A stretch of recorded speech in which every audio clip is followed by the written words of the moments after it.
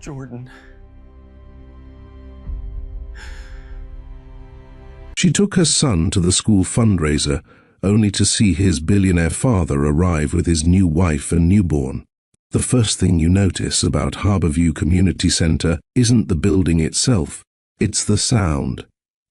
Jazz notes float through the evening air, slightly off rhythm, as if the trio's bassist keeps forgetting they're performing for charity, not a dive bar in Queens. Paper lanterns bob overhead, their warm glow catching glitter smeared across children's cheeks, remnants of the face-painting booth that ran out of unicorns an hour ago. At 6:42 p.m. on November 3rd, everything shifts. But wait, before we get there, let me tell you about the most explosive family collision to hit Seattle's elite since the tech boom went bust.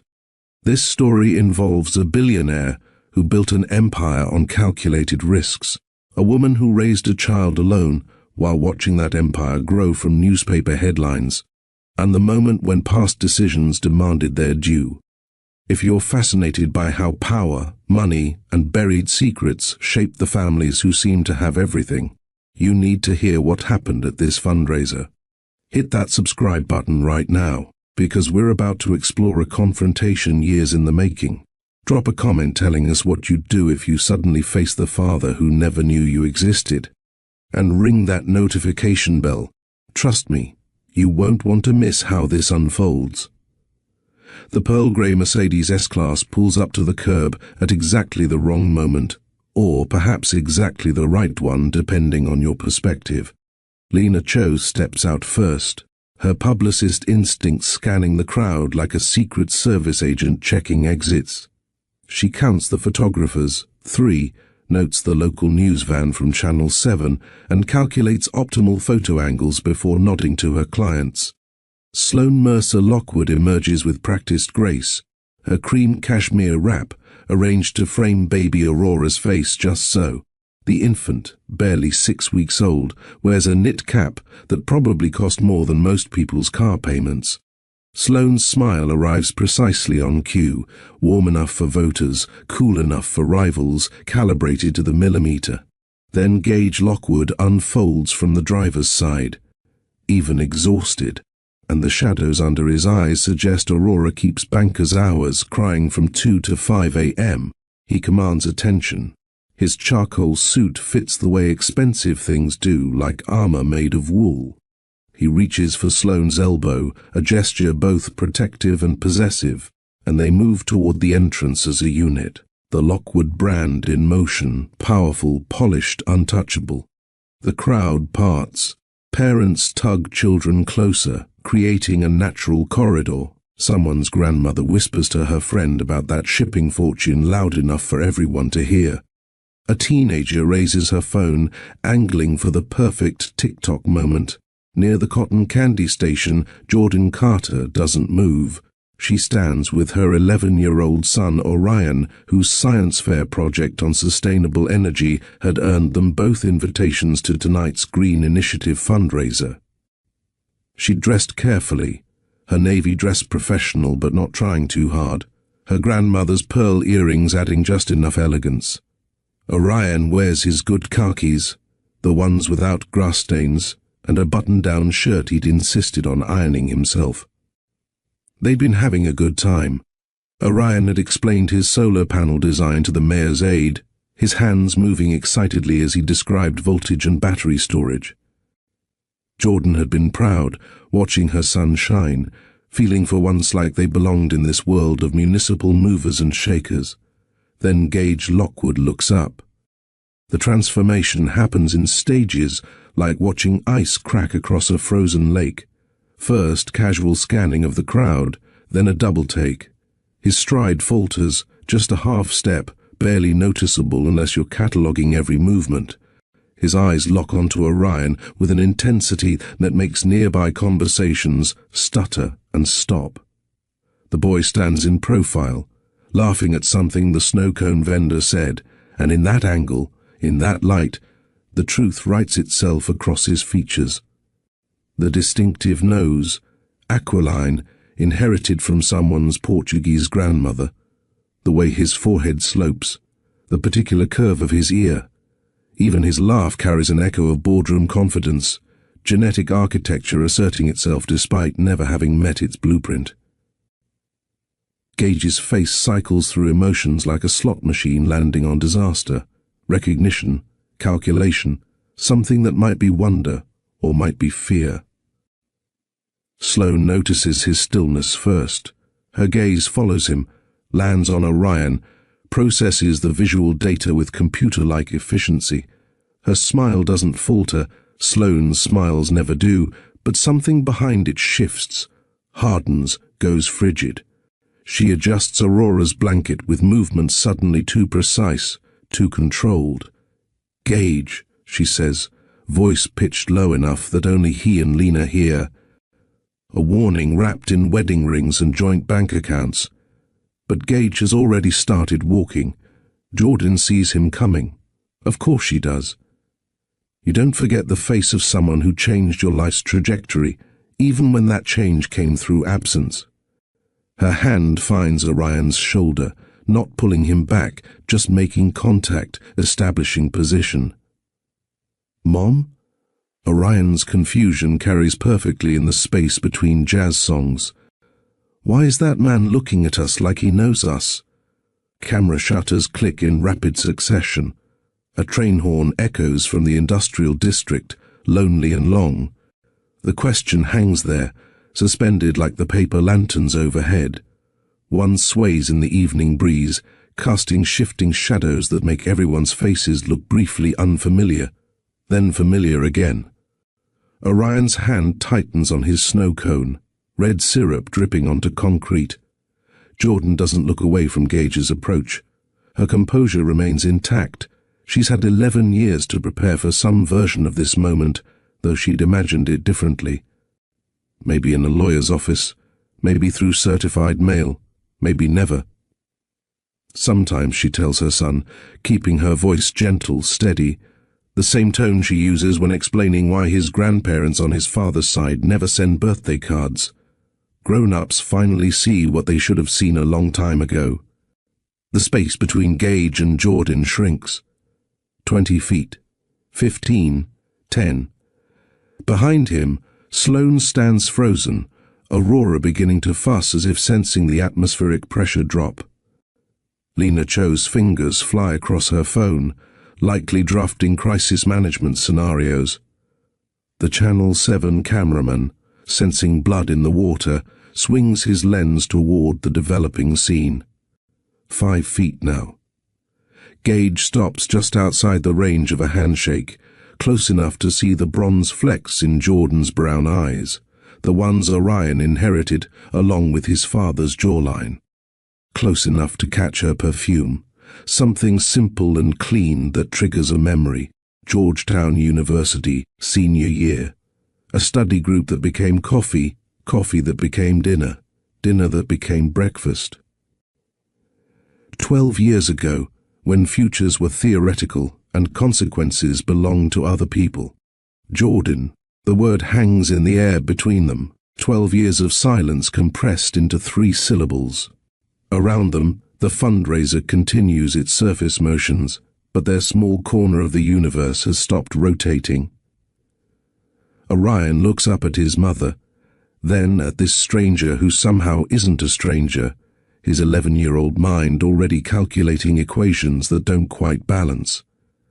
Jordan meets Gage's eyes with a steadiness that costs her more than anyone watching could know.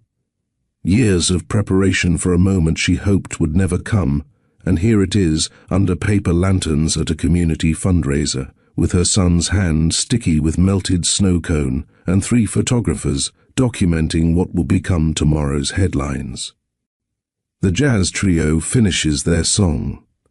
In the silence before the next one begins, the entire crowd seems to hold its breath, waiting to see what happens when a billionaire's carefully constructed present collides with the past he never knew existed. The first time Gage Lockwood met Jordan Carter, she had ink on her fingers, not the romantic kind from a fountain pen, but the industrial blue-black that comes from fighting with a temperamental printer at 2 in the morning. She stood at the self-serve copier, muttering threats at the machine that had just eaten her senior thesis draft for the third time. "If you kick it from the left side, sometimes it releases the paper," Gage offered, approaching with his own stack of business plans. She glanced at him, this guy in a wrinkled Oxford shirt who somehow made exhaustion look intentional, and actually laughed. "Speaking from experience?" 3 years of experience. This machine and I have an understanding. It respects violence. That's how it started. Not with grand gestures or immediate attraction, but with shared frustration and the particular camaraderie of students running on caffeine and deadline adrenaline. They ended up at the 24-hour ramen place afterward, comparing dreams over cheap noodles. She wanted to revolutionize public health data systems. He was going to transform global shipping logistics with an algorithm he'd been perfecting since sophomore year. "You know what your problem is," Jordan said, pointing her chopsticks at his napkin covered in supply chain diagrams. "You think too big. Start with one port. Perfect the system. Then expand." "You know what yours is?" he countered, studying her grant proposal. "You think too small. Why pilot in one clinic when you could deploy across an entire network?" They balanced each other. Through winter months when the heat in her apartment barely worked, they'd study at his place, papers spread across every surface. She'd make coffee at 3 a.m. while he coded. He'd quiz her for her public health exams while debugging his software. Their relationship existed in the margins of ambition, stolen moments between library sessions, kisses that tasted like energy drinks, dreams shared in whispers so they wouldn't jinx them. The copy shop became their unofficial meeting place. Tuesday and Thursday nights, they'd converge there with whatever needed printing, his investor decks, her research proposals, occasionally something frivolous like concert tickets or recipes they'd never actually have time to cook. The staff knew them by name, and kept the good stapler behind the counter for their use. Spring semester of senior year brought escalation. Gage's startup, CargoStream, secured its first serious investor meeting. A venture capital firm in Boston wanted to see the full platform demonstration. Jordan helped him rehearse his pitch, playing the role of skeptical investor, asking the hard questions about scalability and market penetration. "You need to slow down when you talk about the algorithm," she told him after the 5th run-through. "You get excited and start assuming everyone knows what you mean by dynamic routing optimization. Explain it like you're talking to someone who thinks logistics is just another word for planning." He took her advice. The pitch meeting went well enough to secure seed funding, not millions but enough to quit his part-time job and focus on development full-time after graduation. By May they had plans. Not formal engagement plans. Gage didn't do formal, not then, but understood things. Her job offer at the Seattle Department of Public Health. His plan to build CargoStream from a Seattle base, cheaper than San Francisco, close to major ports. The studio apartment they'd looked at in Capitol Hill, small but affordable, with windows that faced east toward morning light. 2 years, Gage said one night, lying on her dorm room floor because her bed was too small for 2 people to actually sleep. 2 years to get CargoStream stable, then we can think about bigger things. House, maybe marriage, definitely a better mattress. Jordan had laughed, traced the line of his jaw. "Marriage is a maybe, but a better mattress is definitely. Priorities," he said, grinning. "I'm a practical man." They were so young, so certain that love and logistics could coexist, that ambition and partnership weren't mutually exclusive, that the future would unfold according to plans made on dorm room floors. Launch week was supposed to change everything. Gage's algorithm, CargoStream, would debut with 3 major shipping companies already signed on. The technology would cut routing inefficiencies by 30%, saving millions in fuel costs while reducing carbon emissions. The environmental angle made it marketable beyond just profit margins. The press releases were ready. The demo was flawless. Tech blogs had already scheduled their coverage. Then, 72 hours before launch, their competitor released an almost identical system. Not similar, identical, down to variable names in the code that Gage had personally created, quirky references to obscure sci-fi novels that no one else would think to use. Someone had accessed his servers, stolen 18 months of work, and handed it to Meridian Logistics, a company that just happened to have Sloan Mercer's uncle on its board of directors. The emergency meeting was convened in a borrowed conference room at a co-working space. Gage had exactly 4 employees at that point, 3 developers and 1 intern who handled administrative tasks. They sat around a table designed for brainstorming sessions, now serving as a war room. It had to be someone with access, the forensic IT consultant said, spreading printouts across the table. Someone who knows your passwords, your patterns, your schedule. The breach was too clean, too targeted.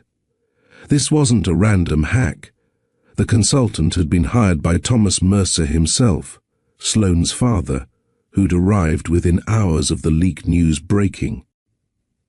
Gage hadn't called him, didn't even know how he'd found out. But suddenly, the older man was there, tall and silver-haired, taking charge with the natural authority of someone who'd salvaged Fortune 500 companies from bigger disasters. "We'll handle this," Thomas said, his hand on Gage's shoulder feeling more like a grip than support. "But we need complete transparency. Everyone who had access to your systems, everyone." The list was short. 3 developers, all of whom had been with him since the beginning, all of whom had their own equity stakes in the company's success. The intern, a computer science student from UW who barely understood the code beyond basic file management. Jordan Sloan Mercer started appearing at the emergency meetings on day 2. Gage hadn't invited her. They'd met exactly once, at a networking event where she'd given him her card and mentioned that her family's foundation sometimes invested in promising tech startups. Now she was there, always perfectly dressed, always asking questions that sounded helpful but landed like accusations. "When did Jordan get access to your repository?" Sloan asked during the 3rd meeting, her tone suggesting innocent curiosity. "She's had login credentials for months," Gage admitted. "She helps me proofread documentation sometimes, catches grammar issues, so she could access the source code. Technically, yes, but she doesn't know programming. She wouldn't even know what she was looking at." "But someone who paid her might know what to look for," Thomas Mercer observed, not quite making an accusation, just noting a possibility. Paige Kim, Sloan's friend and now mysteriously part of the crisis team, pulled up a calendar on her laptop. "Didn't Jordan meet you for coffee on April 15th? The same day you had that phone conversation with Meridian about potential partnership terms?" True.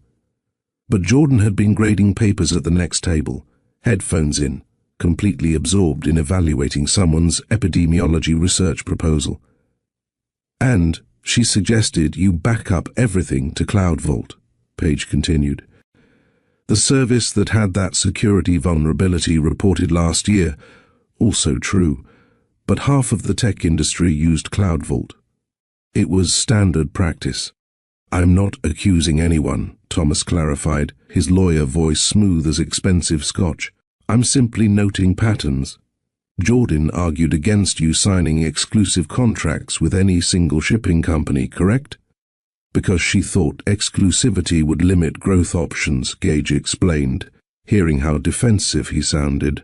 "Or because non-exclusive arrangements would make it easier for competitors to access your innovations," Sloan offered gently, as if this possibility pained her to mention.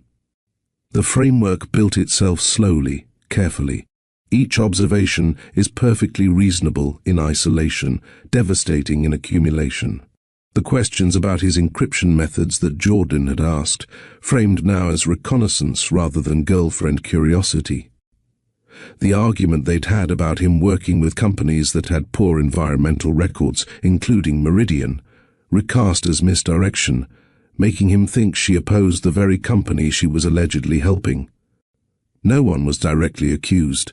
That would be crass, potentially libelous. Instead, they constructed a circumstantial case, brick by brick, until the architecture of suspicion felt solid enough to inhabit. "I'm not saying she did it," Thomas Mercer told Gage during a private conversation in an empty hallway. "I'm saying perception matters. If investors think your personal life compromised your professional assets, funding disappears, partnerships dissolve, you become the cautionary tale other founders tell to scare each other." He paused, letting the words settle. "But distance yourself now, publicly, and we control the narrative. Make it about corporate espionage, not personal betrayal. Show that you take security seriously enough to eliminate any possible vulnerability, even personal ones. My firm can manage the crisis response. Sloan's Family Foundation can provide bridge funding to replace what you'll lose from the botched launch. We turn disaster into opportunity." The offer came wrapped in logic, survival strategy dressed as business wisdom. The pulling away happened in increments, each step small enough to justify individually, together forming an abandonment. First, Gage stopped answering calls immediately.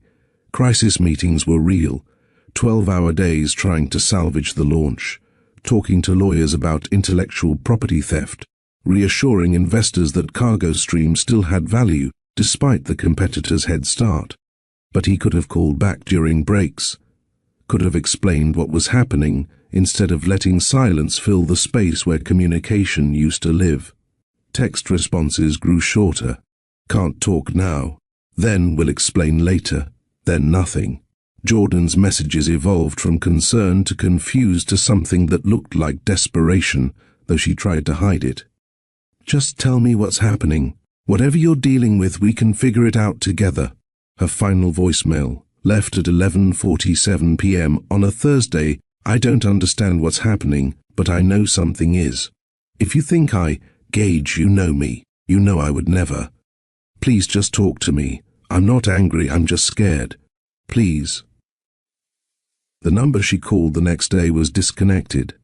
Not out of service, disconnected, deliberately severed. Gage had changed his number on Thomas Mercer's advice, giving the new one only to business contacts and family. Cut off the vulnerability, eliminate the variable, protect the asset. She wrote a letter instead, old-fashioned paper, her handwriting careful and clear across 3 pages. She mailed it to his office address, marked personal and confidential. The envelope arrived at Cargo Stream's temporary headquarters, a converted warehouse space in So-Do that smelled like coffee and desperation. Paige Kim, who'd somehow become Gage's unofficial administrative assistant during the crisis, signed for it. She held it for a moment, turned it over, and noted the return address. 3 weeks later, the letter came back to Jordan's apartment, stamped in red. Addressee no longer at this address. Paige's handwriting on the rerouting label, sending it back unopened. Not lost in the mail. Deliberately returned, the envelope seal still intact, Jordan's words never reaching their intended recipient. The morning sickness started 2 weeks after the letter came back. Jordan sat in her bathroom, pregnancy test in hand, listening to her neighbor's kettle whistle through thin walls. The sounds seemed to stretch, morphing into something else, future crying maybe, or the whistle of opportunity leaving the station without her. She was 22 years old. Her job at the Department of Public Health started in 6 weeks. Her student loans required payments beginning in 6 months. The apartment she'd planned to share with Gage had gone to someone else when she couldn't sign the lease alone. She could have fought back, could have gone public with her side, the pregnant girlfriend abandoned after mysterious accusations nobody would state directly, could have demanded a paternity test, child support, acknowledgement. The media would have been interested. The narrative wrote itself. tech entrepreneur's pregnant girlfriend claims wrongful abandonment. The lawsuit would have been straightforward. Instead, she chose silence. Not because she was guilty. She'd never even understood the technical details of what had been stolen, let alone know how to steal it. Not because she was weak, but because she understood something the crisis managers didn't. Sometimes the truth is smaller than the machinery deployed to crush it. Sometimes protecting what you're building matters more than proving what you didn't break. She imagined the battle. Gage's lawyers, now backed by Mercer money, against her public defender-level resources. Depositions where she'd have to prove negative space, demonstrate that she hadn't done something. Media coverage that would follow her to job interviews, making every employer wonder if she was the loyal girlfriend wrongly accused or the corporate spy who got caught. And at the center of it all, a child, her child, who would grow up as evidence in a case, as a pawn in adult wars, as the leverage point in negotiations about money and access and reputation. She chose differently. Zuri Bennett lived 2 doors down in the Columbia City walk-up, a retired postal worker who'd raised 4 kids on her own and recognized the particular exhaustion of new single motherhood immediately. "Honey, you look like you're about to fall over," she said the day Jordan brought Orion home from the hospital. "Give me that baby and go shower. 15 minutes, go." That became their rhythm. Zuri would appear with casseroles that could stretch for 3 dinners, nothing fancy but filling, the kind of food that understands budgets. Jordan would reciprocate by helping with grocery runs when Zuri's arthritis flared, later teaching Zuri's grandkids basic coding when they needed homework help. They built a village of 2, then 3, then gradually more as other neighbors recognized their quiet mutual aid society.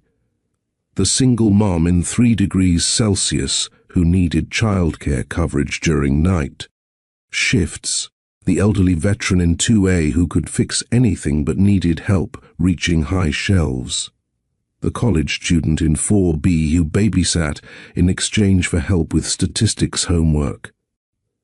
Bills got creative.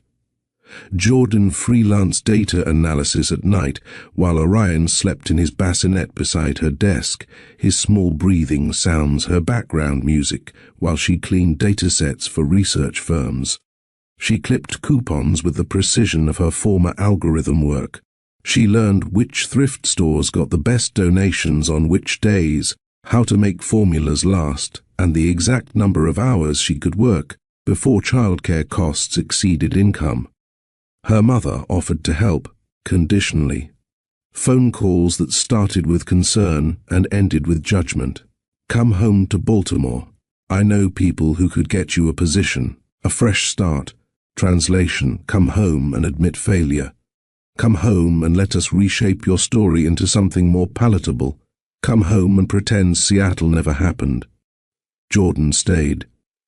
The city where Orion's father built his empire without knowing his son existed, where she could see CargoStream's headquarters from the bus she took to work, where proximity and distance lived in the same zip code, where she could give Orion a father's city without the father himself. For Gage, the lesson crystallized into something hard and protective. Control keeps you safe. Control the narrative. Control the access. Control the emotions that make you vulnerable to betrayal. He married Sloan 2 years after CargoStream went public, a union that made strategic sense on every level. Her family's connections opened doors. Her understanding of corporate politics complemented his technical innovation. Their wedding made the society pages, a union of innovation and legacy, and nobody asked uncomfortable questions about love. Trust became contractual. Prenuptial agreements, operating memoranda, clearly defined responsibilities and expectations. Love meant alliance. Partnership meant mutually beneficial arrangement. It worked, after a fashion. CargoStream thrived. The Lockwood name gained weight. He built an empire on the foundation of never being vulnerable again. For Jordan, the education took a different shape, needing no one keeps you safe. not needing Gage's money, his name, his acknowledgement, not needing her mother's conditional support or society's validation, just her and Orion, sufficient unto themselves. She taught him early, we are complete as we are. We don't wait for rescue. We build what we need from what we have. Both beliefs worked, after a fashion. Both kept their owners functional, successful even by their own metrics. Both were about to shatter completely at a fundraiser under paper lanterns, where an 11-year-old boy's face would make denial impossible and truth would demand its accounting. The camera returns to the present, to Gage's mouth forming Jordan's name, to the moment before response, before the machinery of their careful distances begins its inevitable collapse. Jordan's response comes measured, controlled as a surgeon's first incision. Gage, just his name. No surprise in her voice, no anger, no warmth. A fact stated, like noting the weather or the time. But Orion picks up on the undercurrent immediately. Children always do. He shifts closer to his mother, snow cone forgotten, studying this stranger who somehow isn't strange. Gage's eyes drop to the boy. Up close, the resemblance becomes undeniable, almost aggressive in its clarity. Not just features, but mannerisms, the way Orion tilts his head when processing information, the specific furrow between his eyebrows that appears when he's concentrating. Genetics asserting themselves across years of absence. "What's your name?" Gage asks, his voice catching slightly on the simple question. Orion glances at his mother. Jordan gives the smallest nod, permission to engage but carefully. "Orion," the boy answers, then adds with the enthusiasm that belongs exclusively to 11-year-olds discussing their interests, like the constellation. "The Hunter. It has Betelgeuse and Rigel, which are actually different types of stars. One's a red supergiant and one's a blue-white supergiant. My science project is about solar energy, though, not astronomy. I'm testing different panel angles to maximize efficiency in Seattle's cloud coverage." The words tumble out in a rush that sounds exactly like Gage at his first investor pitch, that same mixture of expertise and eagerness. Several people nearby pretend not to watch while absolutely watching. Phone cameras lift subtly, trying to capture whatever this is without being obvious about their surveillance. "Solar energy," Gage repeats, as if the words are foreign, as if his brain is processing too many other calculations to properly engage with renewable power systems. That's impressive work." He wants to say more. "I want to ask about methodology, about data collection, about all the questions a father should have been asking for 11 years. But his throat has closed around the words, and all he can do is stare at this child who is undeniably, impossibly his. Sloane arrives at Gage's elbow with Aurora, having crossed the distance in swift, decisive steps that make her cream heels click against the community center's worn linoleum. Her presence changes the scene's chemistry immediately. She positions herself at an angle that photographs, well, protective mother, supportive wife, woman unruffled by unexpected encounters. Aurora fusses against her shoulder, tiny fists waving. "Gage," she says, her tone suggesting they're running late for something important that doesn't actually exist. Her eyes assess Jordan with the kind of comprehensive evaluation usually reserved for hostile takeover targets. Designer shoes to department store dress, pearl earrings that might be real to a baby with spit up on his collar. The calculation happens in seconds. Then, with a smile that radiates exactly zero warmth, "I don't believe we've met. I'm Sloane Lockwood." The emphasis on Lockwood is subtle but deliberate. A claim staked, territory marked. "Jordan Carter," comes the reply, equally cool. "This is my son, Orion." The word son lands with particular weight. Not "this is Orion" or "Orion, say hello." My son. Possession claimed, relationship established. No ambiguity about who has been doing the work of raising this child.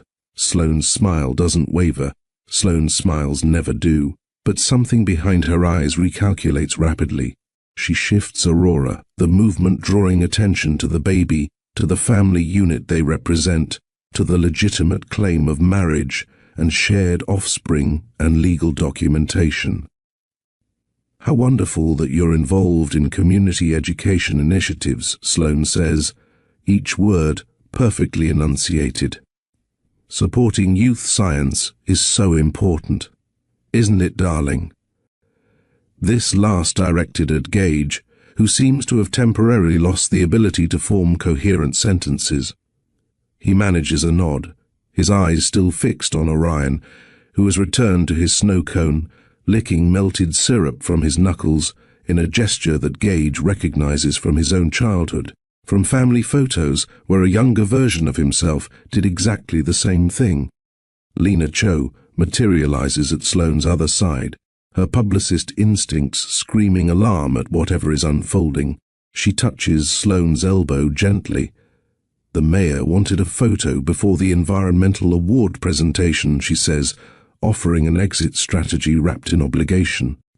Before the moment can deteriorate further, before photographers can capture whatever expression is building on Gage's face, before Sloane can deploy whatever strategic response she's calculating, Jordan takes control with practiced grace. She touches Orion's shoulder lightly, their signal, developed over years of navigating situations where adult complications threaten to overwhelm childhood simplicity. "Want to show me your rocket?" "You said Mr. Patterson, from the science committee, wanted to see the propulsion system you designed." Orion brightens, grateful for the redirect, for permission to return to the comfortable territory of things he understands. "It's at our table. I used baking soda and vinegar for the initial demonstration, but the actual design uses compressed air, which is way more efficient and doesn't make everything smell weird." He's already moving, talking over his shoulder about pressure ratios and trajectory calculations, his hands gesturing to illustrate concepts. Jordan follows, but not before meeting Gage's eyes one final time. The look lasts perhaps 2 seconds. In it, 11 years of silence, thousands of diaper changes he never knew about, first words he didn't hear, fevered nights she handled alone, school plays where the father seat stayed empty, questions about why some kids have dads and some don't, explanations she crafted to protect a child from feeling unwanted. Also in that look, "I survived you. We thrived without you. This accidental meeting changes nothing unless I decide it does." They walk away slowly, not flight, because Jordan Carter doesn't flee from anything. Each step deliberate, Orion chattering about Newton meters and thrust vectors, his hand-painted poster board tucked under one arm. The rocket itself, navy blue with silver details, catches the light from the paper lanterns. Glitter from the craft table earlier has somehow transferred to its surface, making it sparkle like an actual night sky. The glitter drifts through the air as they pass, each speck catching light like a small star, like possibilities, like the debris of impact when two lives collide after years of careful separation. Conversations resume in waves, starting at the edges and moving inward. The jazz trio, who'd stopped mid-song without consciously realizing it, picks up again with something upbeat and desperately cheerful. But the whispers have already started their viral spread, moving from person to person like a game of telephone, where the message stays remarkably consistent. Was that? The resemblance is... How old do you think? Sloane's face, did you see? The Channel 7 cameraman reviews his footage, knowing he's captured something significant, but not quite sure what the story is yet. The mayor's aide makes rapid notes in her phone, already considering the political implications of being associated with whatever scandal is clearly brewing. 3 separate Instagram stories go live within minutes, all carefully captioned with questions rather than statements, legal liability masked as innocent curiosity.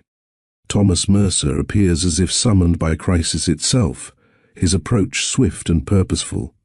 He doesn't speak to Gage immediately, too obvious, too reactive.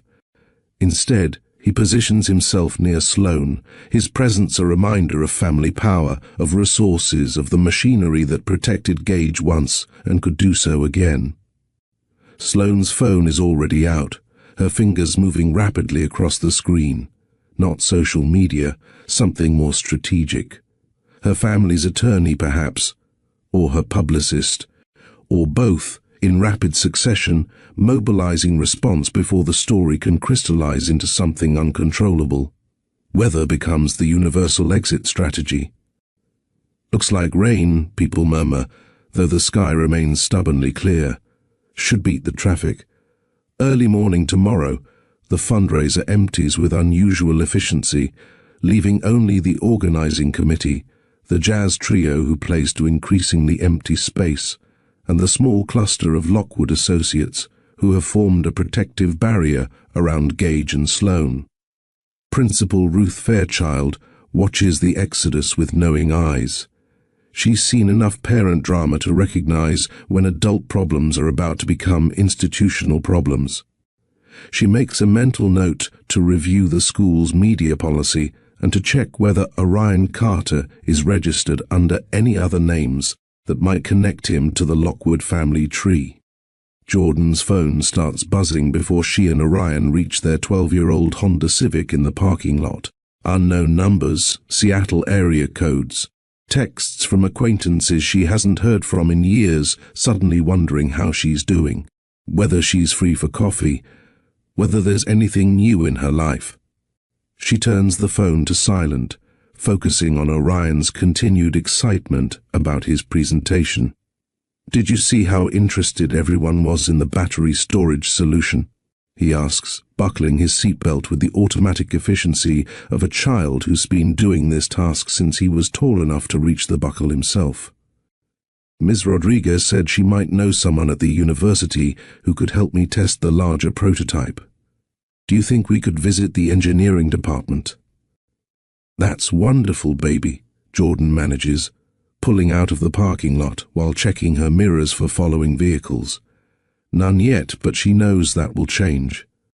Tomorrow, maybe the day after, someone will decide there's a story worth pursuing.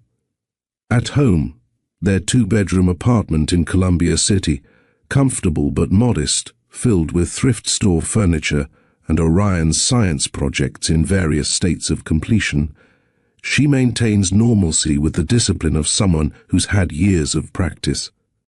Dinner happens, leftover pasta reheated, salad from the bag, garlic bread that Orion likes because she lets him add extra butter.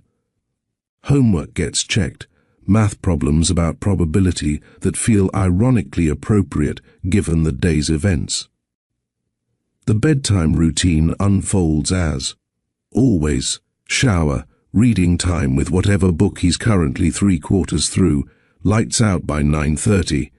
Only after Orion's door closes does Jordan allow herself to sit at the kitchen table and breathe. Really breathe. The kind that comes from your stomach and makes your ribs ache. The kind that releases tension you didn't know you were holding. Her phone sits on the table, still silenced but vibrating periodically with incoming messages. She doesn't look at it.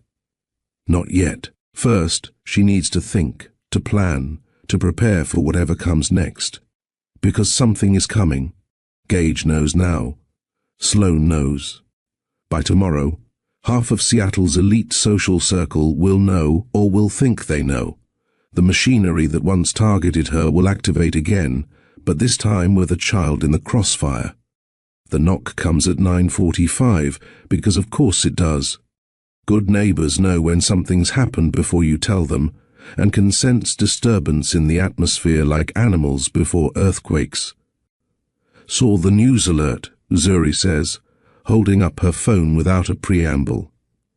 The headline reads, "Billionaire philanthropist's fundraiser appearance sparks questions." The accompanying photo shows Gage staring at Orion, the resemblance obvious even from 20 feet away, even in the mediocre lighting of a community center. "You okay?" "I don't know," Jordan admits, which is more honest than she's been with anyone else, maybe more honest than she's been with herself. Zuri makes tea without asking, the ritual of it soothing. She knows where everything lives in this kitchen, the mismatched mugs, the honey that Orion likes in his chamomile, the good cookies hidden in the back of the cabinet above the refrigerator. They sit at the table with its wobbly leg, steam rising between them like shared breath. He had to find out sometime, Zuri says finally, her voice carrying the weight of someone who's lived long enough to know that secrets have expiration dates. I know. Orion's going to have questions. I know that too. You did right by that boy. Whatever happens next, whatever that man or his wife or their lawyers try to claim, you did right. Don't let anyone tell you differently. The validation lands somewhere soft and necessary. Jordan nods, not trusting her voice for a moment. At 11:14 p.m., a different kind of message arrives. Not from the media, not from curious friends, not from her mother whose voicemail she's been avoiding. The number shows as unknown, but the words could only come from one person. I need to speak with you. Not at a public event. Please, no signature, but Gage's communication style remains unchanged after 12 years. Direct, assuming agreement that please added like an afterthought because someone probably told him it sounds less demanding. Jordan stares at the screen for a full minute, aware that Zuri is watching her, aware that responding opens a door she welded shut 11 years ago, aware that not responding is also a choice with consequences. She types back, Harbour and Second, bench by the water. Thursday noon, no PR, no cameras, no Sloan, just you and me. His response comes immediately, as if he's been holding his phone, waiting, agreed. Thursday noon, the location matters. Harbour and Second sits at the waterfront, public enough for safety but not so crowded that every word gets overheard.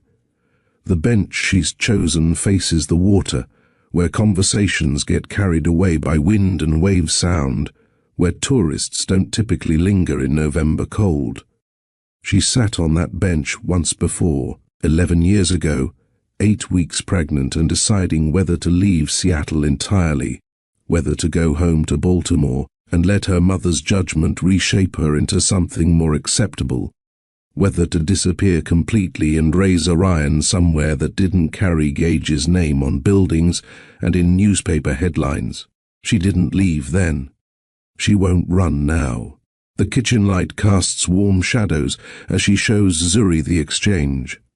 Her friend nods slowly, understanding the significance of Jordan setting terms, choosing ground, controlling what she can control in a situation where control has always been limited.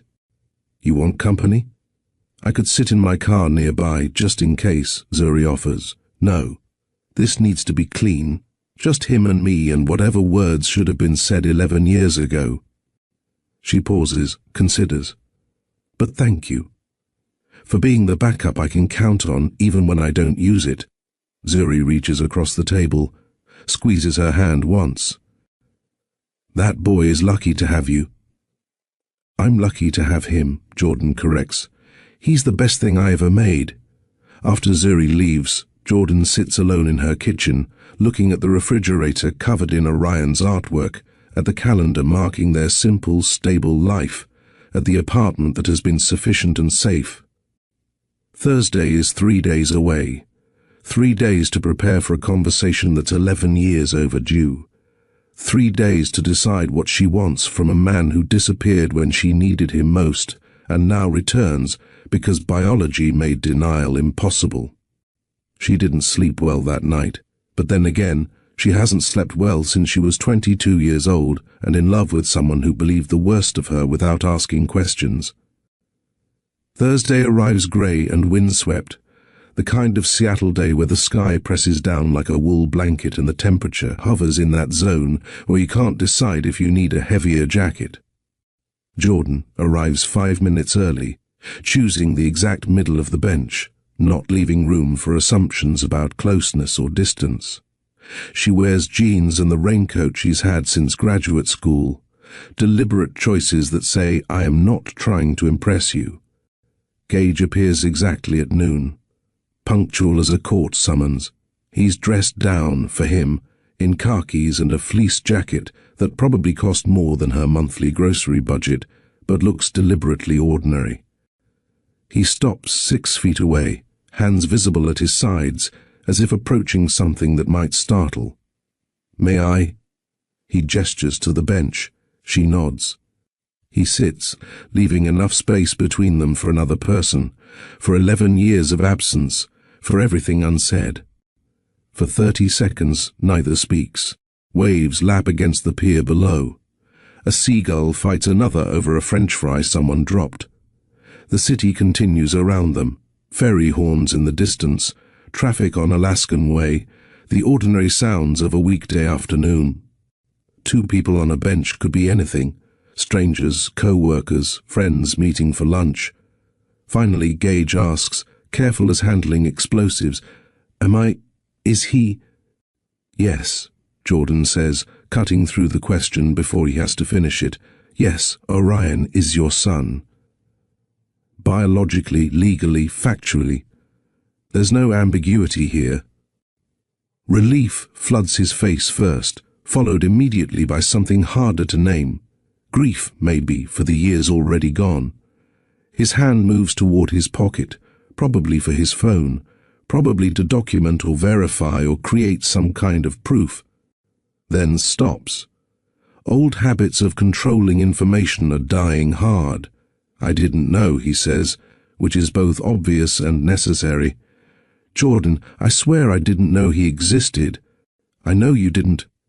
How could you possibly know that? She turns to look at him directly for the first time since he sat down. Because whatever else you became, you wouldn't have ignored your own child. Your ego wouldn't have allowed it. You'd need to be involved, to shape him, to see yourself reflected back. Absent by ignorance, I can believe. Deliberate abandonment doesn't fit your personality structure. The assessment lands sharp but accurate. Gage nods slowly, accepting the cut as deserved, almost clinical in its precision. I tried to tell you, Jordan continues, voice steady as a deposition. Called your number 18 times over 2 weeks. It went straight to a message saying the number was no longer in service. Send a certified letter to your office address. It came back marked, addressee no longer at this address. Your assistant at the time, Paige Kim, had rerouted it. I still have the envelope. Gage's jaw tightens. He didn't know about the letter, clearly, but he knows about the number change, about Paige's loyalty to Sloan even back then, about the machinery that was deployed to isolate him from anyone deemed a threat.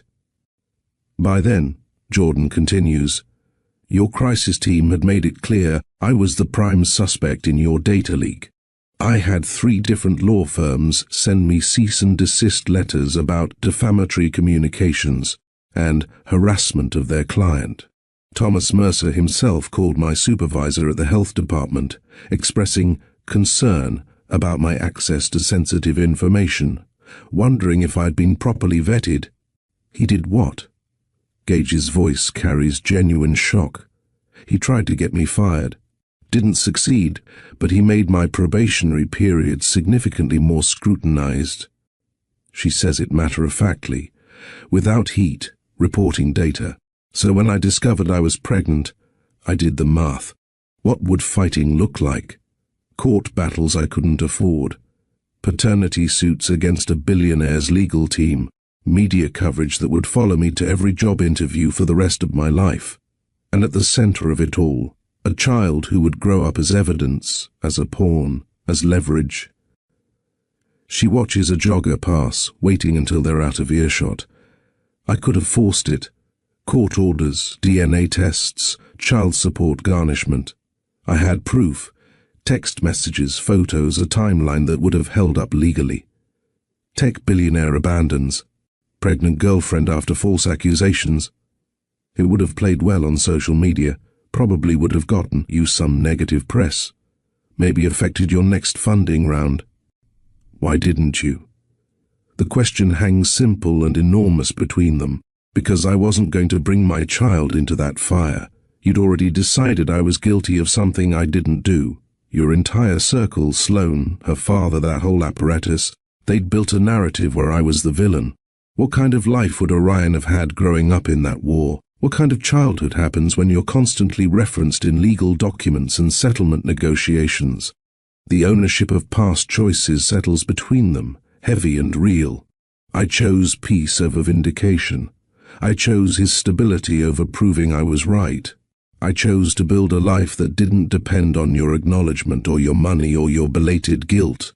Here's what's going to happen now, Jordan says, shifting into the tone she uses for non-negotiable project requirements at work. If you want to know Orion, and I mean actually know him, not own him, not display him, not use him to rehabilitate whatever guilt you're carrying, we do this my way.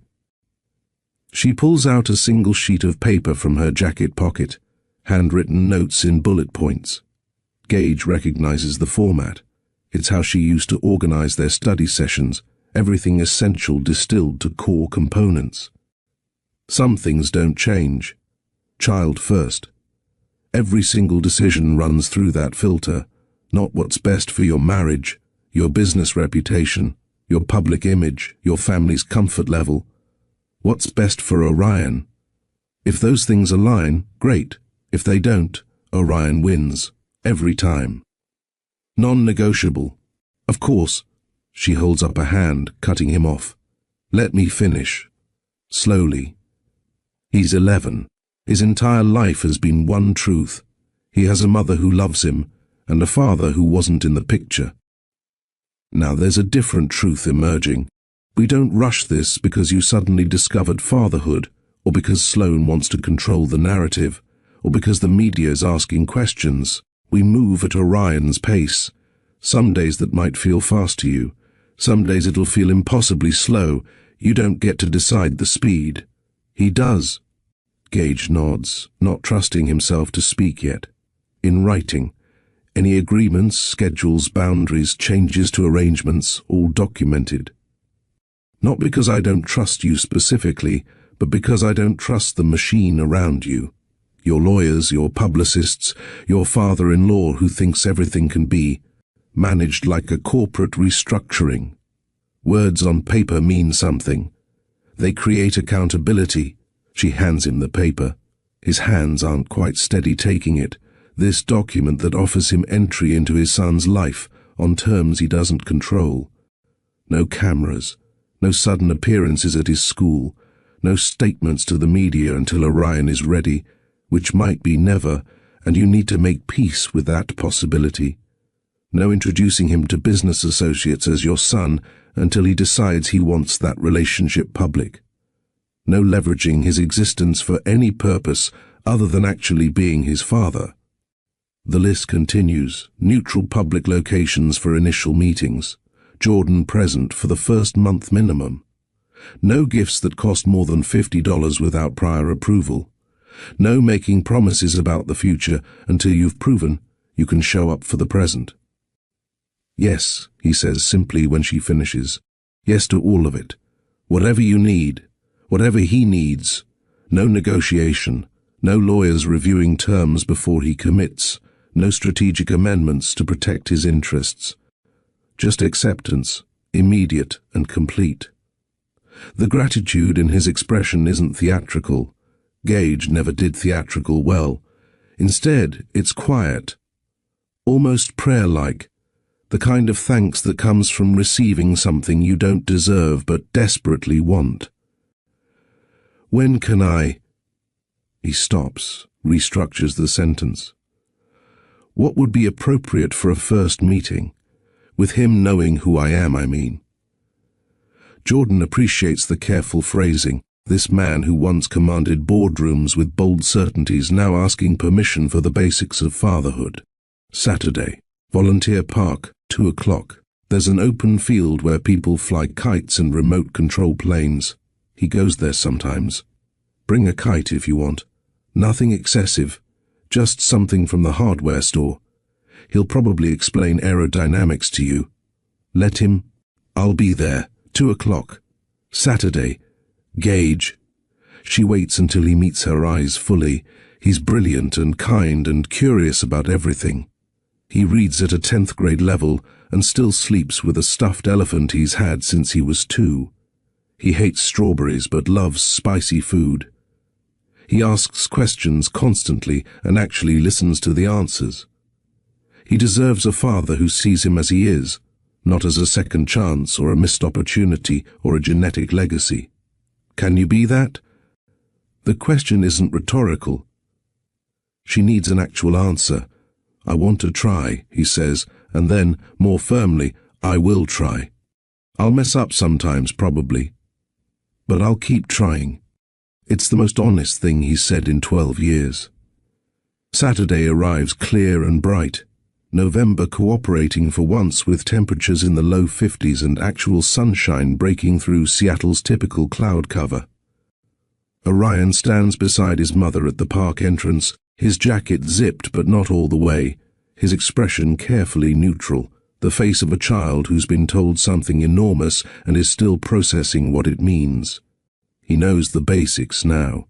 Jordan told him Thursday night, after homework, sitting on his bed with the elephant between them like a mediator. The man from the fundraiser is his father.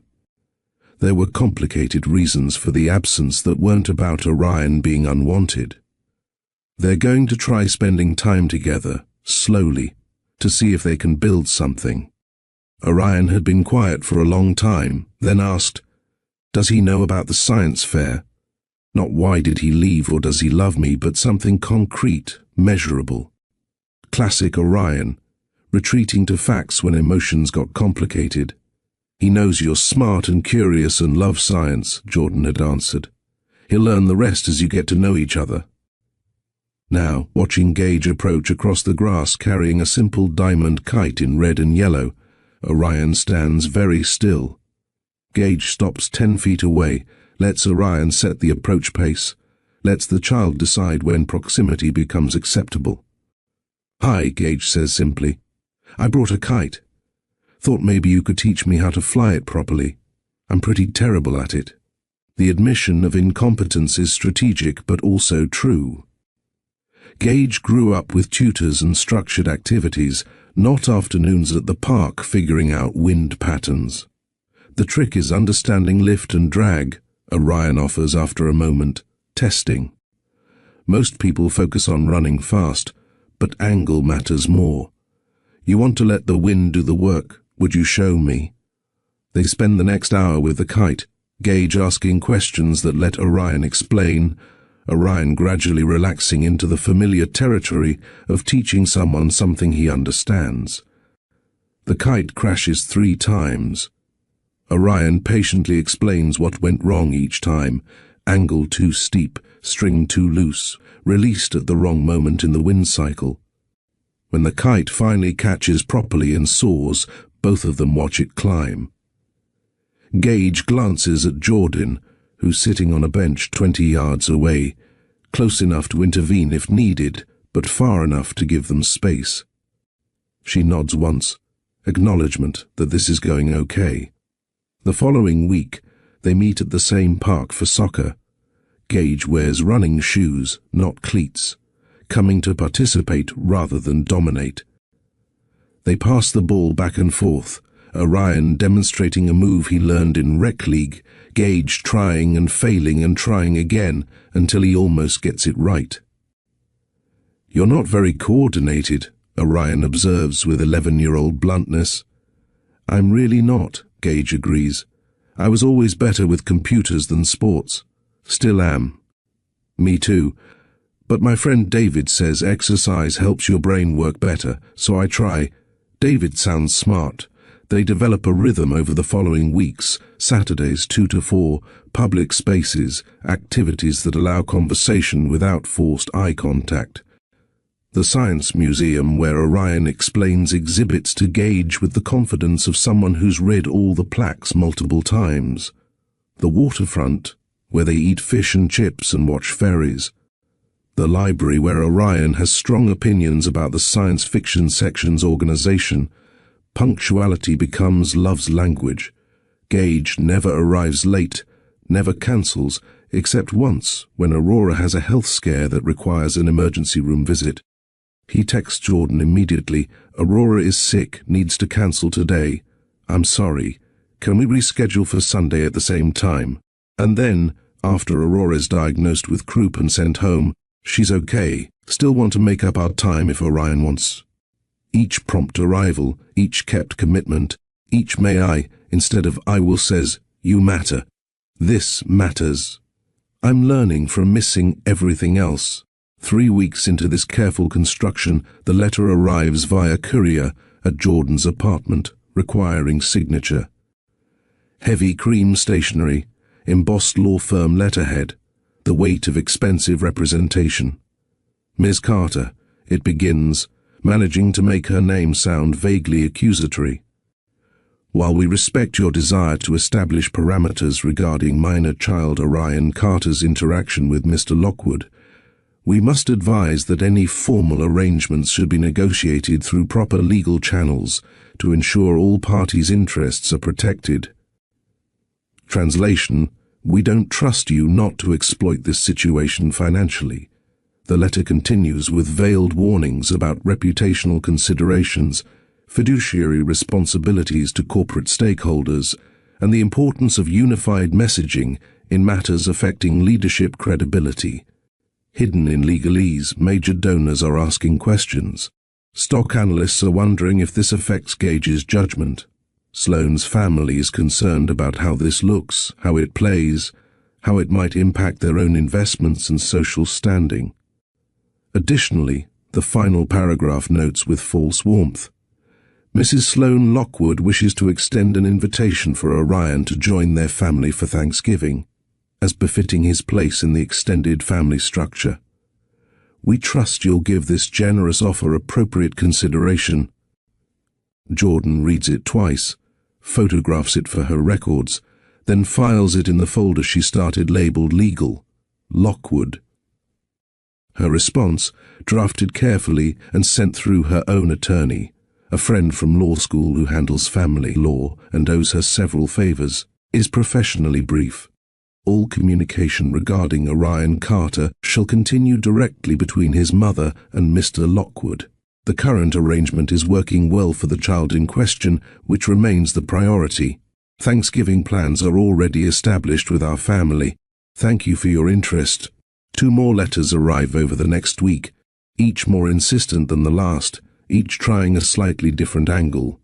Concerns about proper legal documentation of paternity, suggestions about age-appropriate psychological counseling to help Orion process this transition, offers of educational trust funds and opportunities that come with so many strings attached, they might as well be nets. Gage, to his credit, tells Avery to stop sending them. Jordan overhears part of the phone conversation during a Saturday handoff, Gage's voice tight with frustration. "I said no more letters. I'm handling this directly with Jordan. Your job is to keep the board calm, not to interfere with my personal life." But they both know Sloane is likely directing the campaign from behind the scenes, using lawyers as proxies for control she can't exert directly. "She's trying to protect her family," Gage explains during one bench meeting. "They've started having weekly Thursday check-ins at Harbor and Second, 15 minutes to coordinate logistics and address issues before they become problems." Her family, Jordan corrects gently but firmly. "Orion and I are something else. Adjacent, maybe. Connected through him, through you. But not yours to protect or manage or absorb into the Lockwood empire. The distinction matters. It's the difference between Orion having a father and Orion becoming a Lockwood asset to be managed like any other investment.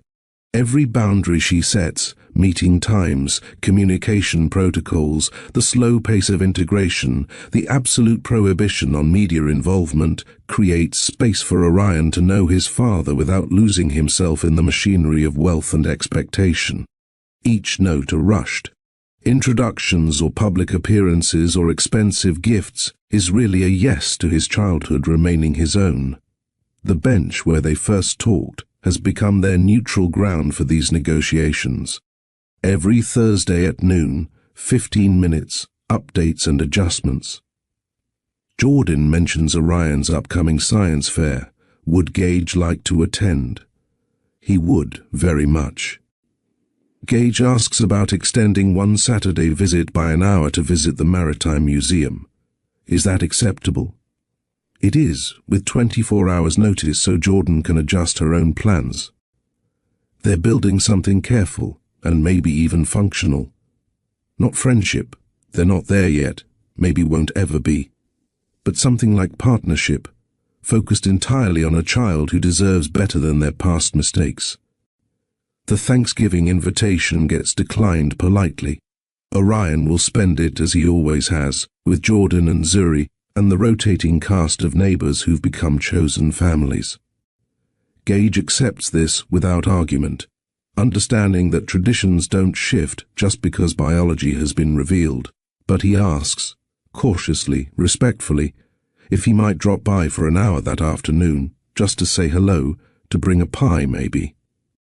Jordan considers, asks Orion, gets his tentative okay, I guess, and agrees. 1 hour. 4 to 5. No expectations beyond presence, small bricks building something that might eventually hold weight. The first time Sloane appears at Orion's school, she arrives like a carefully staged entrance. It's a Thursday afternoon, the monthly PTA meeting that Jordan never misses because staying informed about school policy matters when you're a single parent navigating public education. Sloane enters the cafeteria wearing cream silk that belongs in a corporate boardroom, not a space that still smells faintly of chicken nuggets and industrial cleaning solution, her presence immediately shifting the room's energy. I thought I should be more involved in community education, she announces to the room at large, settling into a plastic chair as if it were designed specifically for her. Supporting local schools is so important, don't you think? She volunteers for the fundraising committee before anyone asks, mentions corporate sponsorship possibilities that make the treasurer's eyes widen, with possibilities of actually having a functional budget. She suggests a partnership model with local businesses that sounds generous until you pass the control mechanisms embedded in phrases like coordinated messaging and brand alignment. Jordan watches from her usual spot 3 rows back, taking actual notes on the curriculum discussion while Sloane performs concern. Their eyes meet once. Sloane's smile arrives perfect and cold, the kind that photographs beautifully while communicating clear threats. After the meeting, in the hallway by the water fountain, where parent clusters discuss carpools and playdates, Sloane positions herself strategically in Jordan's path. We should coordinate, she says, voice pitched low enough that passing parents can't hear. For Orion's sake, mixed messages confuse children. I'd hate for him to feel caught between competing narratives. There's no confusion, Jordan replies, steady as bedrock. His life is consistent. His routines are stable. He knows who handles what. But surely, as Gage's wife, I have a role in. You have whatever role Orion offers you, when and if he's ready. Not before. Not because it makes you comfortable or looks good for your family's image. Sloane's expression flickers. Anger, calculation, something that might be genuine hurt buried under strategy, before returning to its magazine cover neutrality. You can't keep him isolated from his father's family forever. That's not healthy for a child. I'm not isolating him from anyone. I'm protecting him from being overwhelmed. There's a difference, though I understand why you might not see it. The conversation ends there, both women understanding that battle lines are being drawn in language that sounds reasonable but carries entirely different meanings. The following week, Principal Fairchild requests a meeting with Jordan. Ruth Fairchild has run Franklin Elementary for 15 years.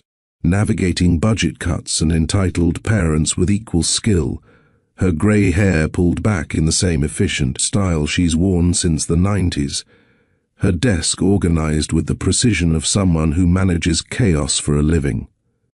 I wanted to check in, she begins, offering coffee from her personal French press, the good stuff she doesn't share with everyone. There's been some interest in Orion's academic progress from new parties, Sloane Lockwood, among others. I've had inquiries about advanced placement programs, private tutoring opportunities, acceleration tracks that would move him to a different school, all coupled with mentions of potential donations, naturally. Very generous potential donations. The word naturally carries weight, acknowledgement of games being played above a child's head. There was also, Ruth continues, choosing words carefully, a mention from Thomas Mercer's office about how schools depend on community support, how funding situations can change quickly based on relationships with key stakeholder families. The copier in the outer office hums steadily, its rhythm mixing with the distant sound of a class reciting multiplication tables, the daily machinery of education grinding against the gears of wealth and influence. A threat, Jordan states flatly, an observation. But I want you to know something. Ruth leans forward, her expression shifting from administrator to advocate. I've been doing this long enough to recognize when adults are using children as chess pieces. Franklin Elementary runs on community support, yes. But community means everyone, single mothers, working families, tech executives, everyone.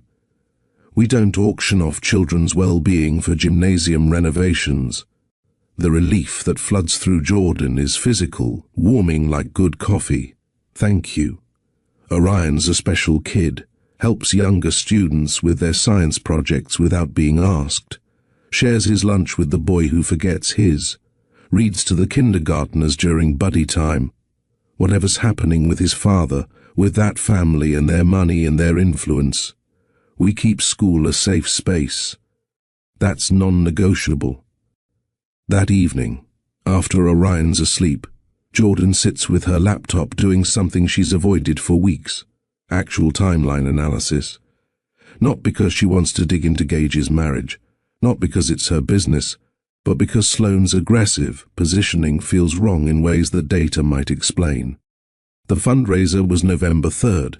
Sloane appeared with Aurora, described in the press coverage as 6 weeks old. That puts birth at approximately September 20th, give or take a few days.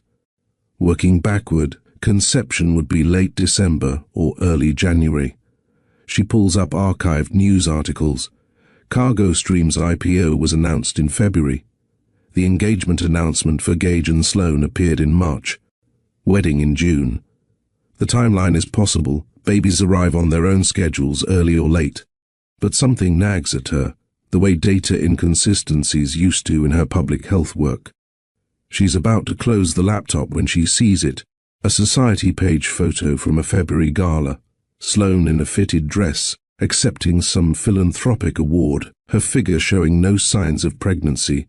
If Aurora was born in September, Sloane would have been roughly 2 months pregnant in that photo, not showing dramatically perhaps, but the dress in the image is body-conscious enough that some indication should be visible.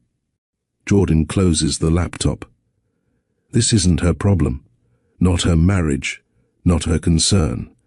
Whatever is happening in the Lockwood household stays there, but the question plants itself anyway, growing roots. What if Aurora isn't Gage's? 3 days later, Gage texts requesting an unscheduled meeting. Need to discuss something. Can we meet at the bench? Tomorrow, if possible.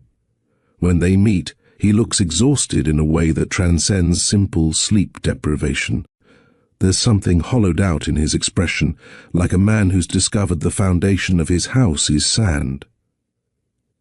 I need to tell you something, he begins without preamble. I've arranged for a paternity test. For Aurora. Jordan keeps her face neutral, though her mind races through implications. Why are you telling me this? Because, depending on results, things might get complicated. Media attention, legal proceedings, Sloane's family's response. It could create noise around Orion, and you have a right to prepare. To protect him from whatever fallout happens. You think she's not yours. It's not a question. Gage stares at the water, at a container ship moving slowly toward the port, carrying cargo his software probably routed. The timeline is questionable. Her blood type doesn't match either of ours. That can happen, but it raised questions. And there are behavioral indicators that made me look closer. He doesn't elaborate on the behavioral indicators, though his expression suggests they're damning. I'm having the test done quietly. Private lab, sealed results, no announcement regardless of outcome. You could weaponize this, Jordan observes. Use it as leverage. Make her back off from interfering with Orion.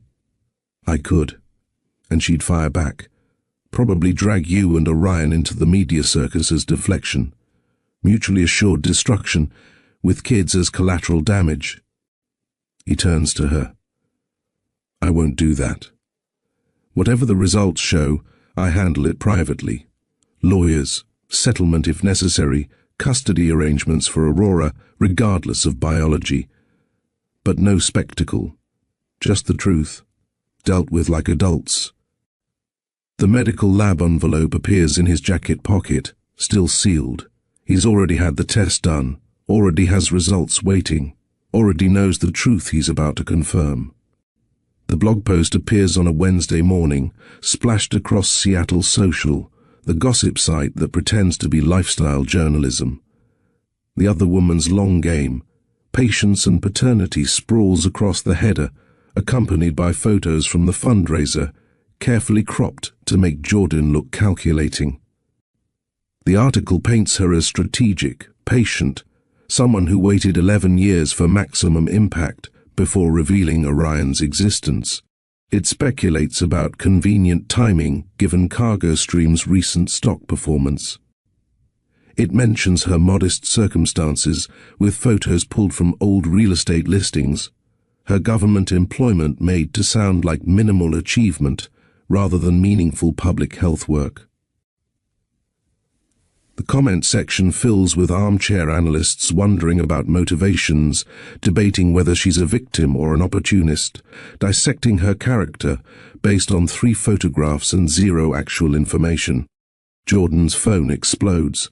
Former colleagues calling to check in, reporters requesting comment, her mother leaving a voicemail that starts with, "I warned you this would happen," and deteriorates from there.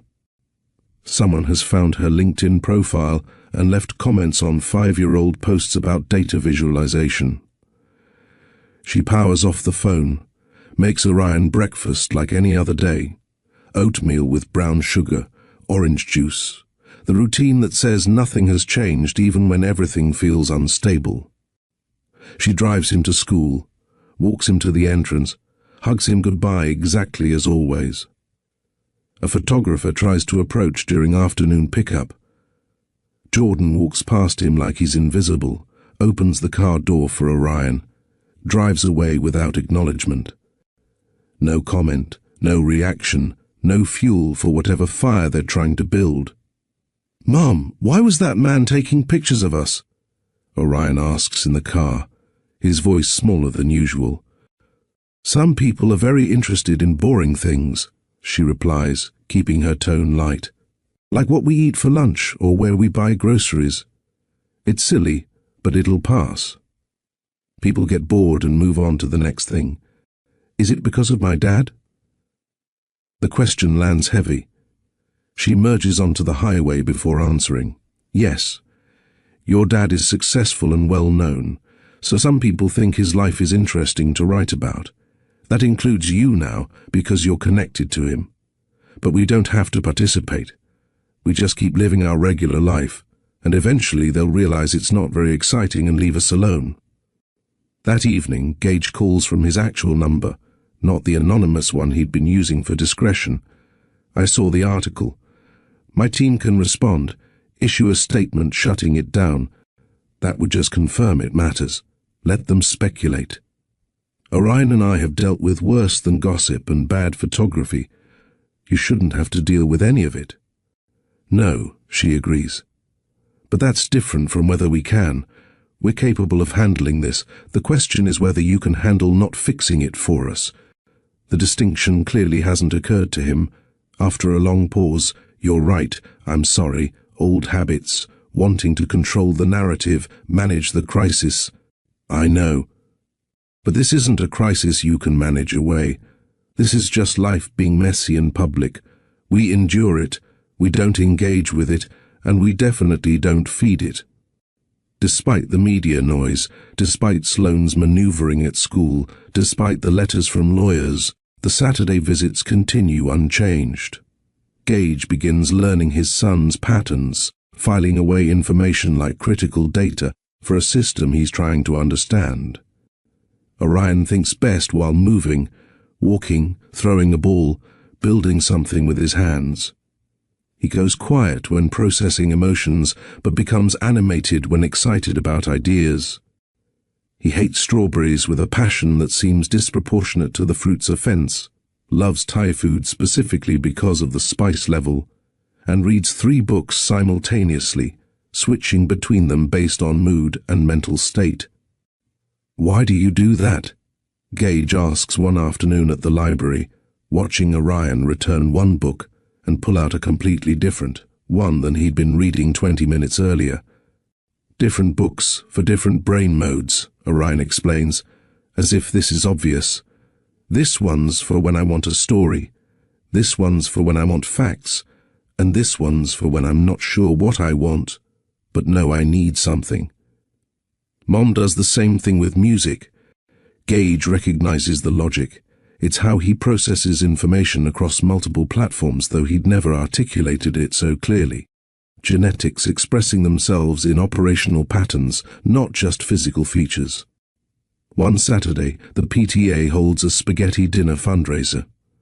Gage asks if he can attend, not as Orion's father publicly, just as a community member who happens to be there. Jordan agrees cautiously. He shows up, pays for his meal, sits with Orion and Jordan at a corner table, and doesn't make it a performance. After dinner, chairs need stacking. Gage stays without being asked, folding tables and collecting trash while Orion helps smaller kids reach the coat hooks. These quiet acts, unremarkable and unrecorded, build something more solid than grand gestures ever could. Jordan watches from across the room as Gage explains to Orion the best way to stack folding chairs so they don't tip. This man probably has people who stack chairs for him, learning the simple mechanics of community cleanup alongside his son. "He's trying," Zuri observes, appearing at Jordan's elbow with the instinct of someone who knows when commentary is needed. "I know. That scares you." "Everything about this scares me," Jordan admits.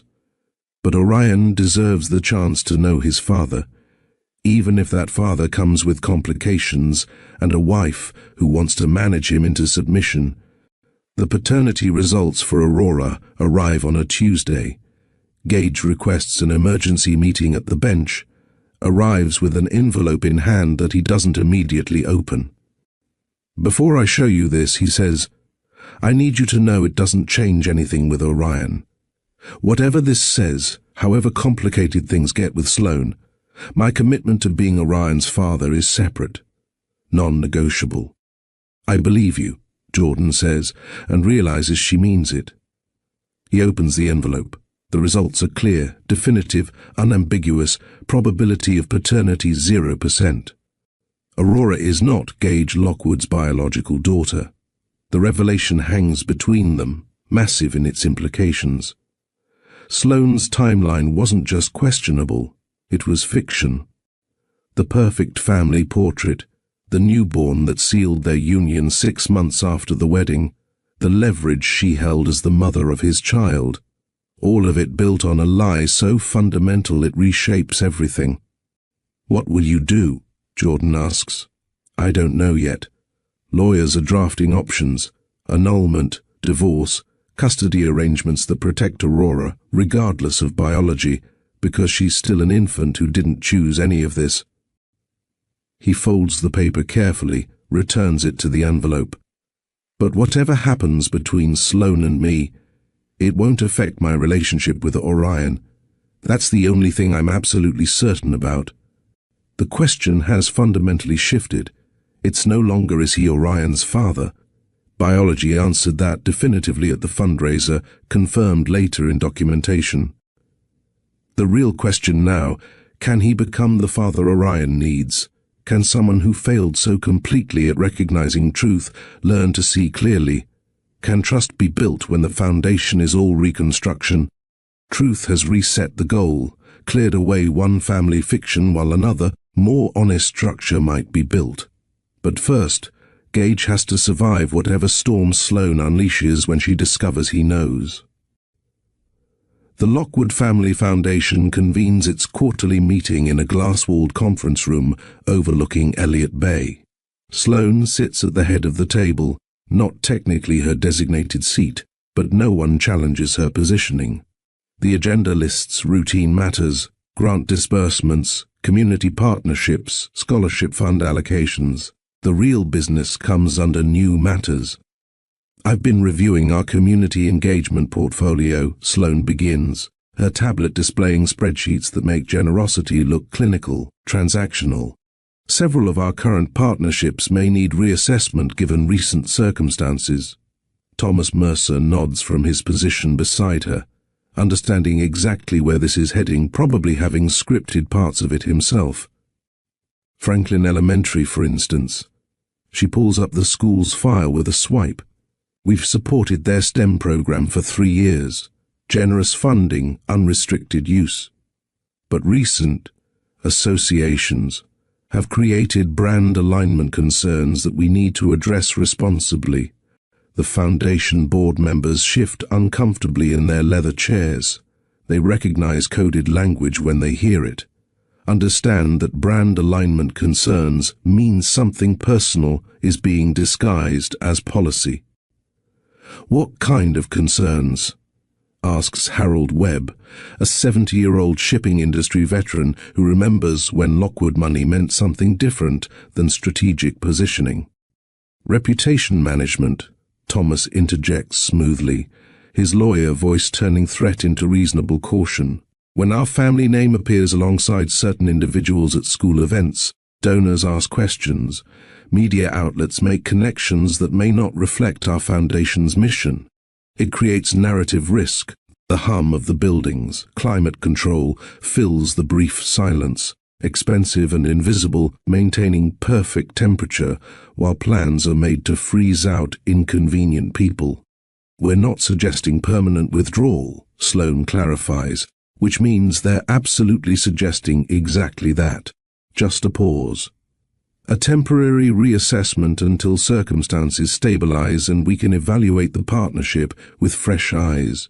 The phrase "until circumstances stabilize" translates clearly. Until Jordan Carter stops existing in spaces we want to control. Harold Webb clears his throat, the sound of someone who's been in enough boardrooms to recognize corporate speak masking personal vendetta. This wouldn't have anything to do with the boy at the fundraiser, would it? The one who bears a striking resemblance to your husband? The silence that follows could shatter the floor-to-ceiling windows. My husband's personal history isn't foundation business, Sloane replies, each word precise as a scalpel. Protecting our brand reputation is. This is about optics and donor confidence, not individuals. The vote passed 6-2. Franklin Elementary's STEM funding enters review status, effective immediately. The scholarships that sent 3 students to science camp last summer, the equipment grant that bought new microscopes, the teacher training program, all frozen pending further evaluation. The leak story resurfaces 3 days later, laundered through a business blog's retrospective analysis. The piece, titled "Loyalty in the Digital Age, When Trust Breaks Down," doesn't name Jordan directly. The author doesn't have to. Consider the early days of Cargo Stream. The article muses with false academic distance. Before the IPO, before the billions, there was a security breach. A girlfriend with system access. A competitor with timing too perfect to be coincidental. The official investigation never named a perpetrator. but industry insiders have long memories and longer shadow networks of information. The piece gets shared in Seattle tech circles, then picked up by a podcast about corporate espionage, then referenced in a local business news segment about startup security. Each iteration strips away more context, adds more insinuation, leaves more room for readers to draw their own damaging conclusions. At Jordan's workplace, the Department of Public Health, where she's worked for 11 years, building databases that track disease outbreaks and vaccination rates, colleagues who'd been supportive grow cautious, not hostile, just careful. The way people become around someone who might be radioactive, whose proximity might contaminate. Her supervisor, a generally reasonable woman named Dr. Patricia Vance, calls her in for a conversation that's framed as touching base but feels like investigation. "Of course your position is secure," Patricia says, the word of course doing heavy lifting, "but given some media attention, it might be wise to maintain a lower profile at public events for a while, just until things quiet down. You understand?" Jordan understands perfectly.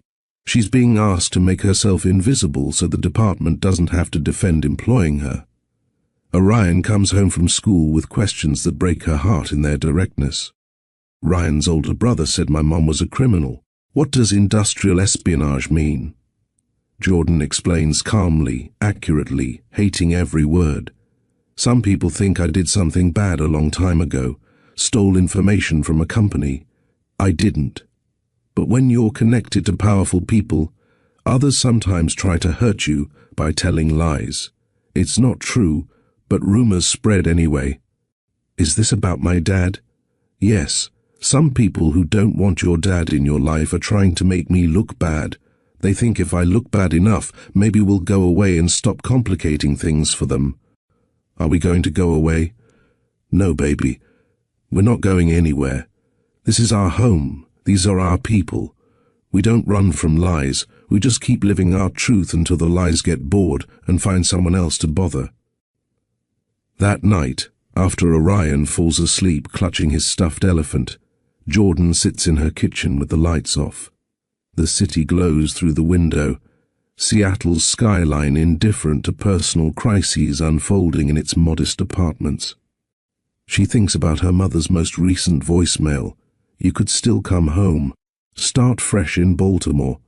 I know people who could help you find work. Get away from all this mess." She thinks about the foundation meeting minutes that Gage forwarded. He'd voted against the funding freeze, been outvoted 6-2, and what it means that his family is weaponizing charity to punish an elementary school for her presence. She thinks about Orion's face when he asks about being a criminal, about the careful way he's started checking the car for photographers before getting in, about how he's begun asking if they can leave 10 minutes early to avoid the crowd at pickup. The consideration forms slowly, shameful and practical. Maybe strategic retreat is the right call. Not disappearing, not surrender, but calculated withdrawal. She could skip the next few school events, let the spotlight shift elsewhere. Stop attending PTA meetings where Sloan performs. Community engagement. Become less visible until the story loses its appeal to gossip blogs and social media speculation. Protect Orion from the noise by making herself smaller, quieter, less present in spaces where cameras might lurk. The thought tastes like failure, but it persists. She's survived worse situations by making herself less of a target. Maybe this is just another version of the same survival strategy that's kept them stable for 11 years. Her phone buzzes. Zuri. "Saw that garbage blog post. You holding up okay?" Jordan types back, considering becoming a hermit. "Viable career move? Terrible plan. Hermits have bad Wi-Fi and no one to bring them cinnamon bread. Come over for tea in the morning." The response makes her almost smile. Almost. The building's fire alarm tears through sleep at 2:47 a.m., that particular screech designed to make staying in bed biologically impossible. Jordan moves on autopilot, Grab Orion, grab phones, grab the emergency bag she's kept by the door since he was an infant. 11 years of single-mother preparedness compressed into 90-second response time. The hallway fills with neighbors in various states of undress and alertness. Mrs. Patterson from 2 Billions clutches her cat carrier. The college students from 4 look hungover and confused. Zuri appears from her door already wearing real shoes, because she's always prepared for everything. Outside, the November rain falls in sheets, the kind of Seattle rain that doesn't so much fall as occupy all available space simultaneously. The building's covered entrance provides minimal shelter. Residents cluster together under the overhang, sharing body heat and complaints about false alarms. The fire alarm's screech fades, replaced by the hush of rainfall, millions of drops creating white noise that swallows individual sounds, conversations happening in bubbles of relative quiet within the larger deluge. Orion shivers in his pajamas and jacket, too old to be carried but young enough that Jordan wraps her arm around him anyway. His teeth chatter. She pulls him closer, her own jacket already soaked through from the 30-second sprint from door to overhang. Then headlights cut through the darkness, a car pulling up faster than residential streets typically allow. Gage emerges from the driver's side, holding an umbrella large enough to shelter a small family and carrying an armful of towels. He stops at the edge of the covered area, rain streaming off the umbrella's canopy. "May I?" he asks, waiting for permission to approach rather than assuming access just because the situation is urgent. Jordan nods. The umbrella canopy creates a small dry world within the larger wet one. The towel that settles on Orion's shoulders is soft and warm. Gage must have heated them somehow, maybe thrown them in the dryer before leaving, thought ahead about what would help. "How did you know?" Jordan asks, accepting a second towel for herself. "I set an alert on the building's emergency services feed after you gave me your address," Gage admits.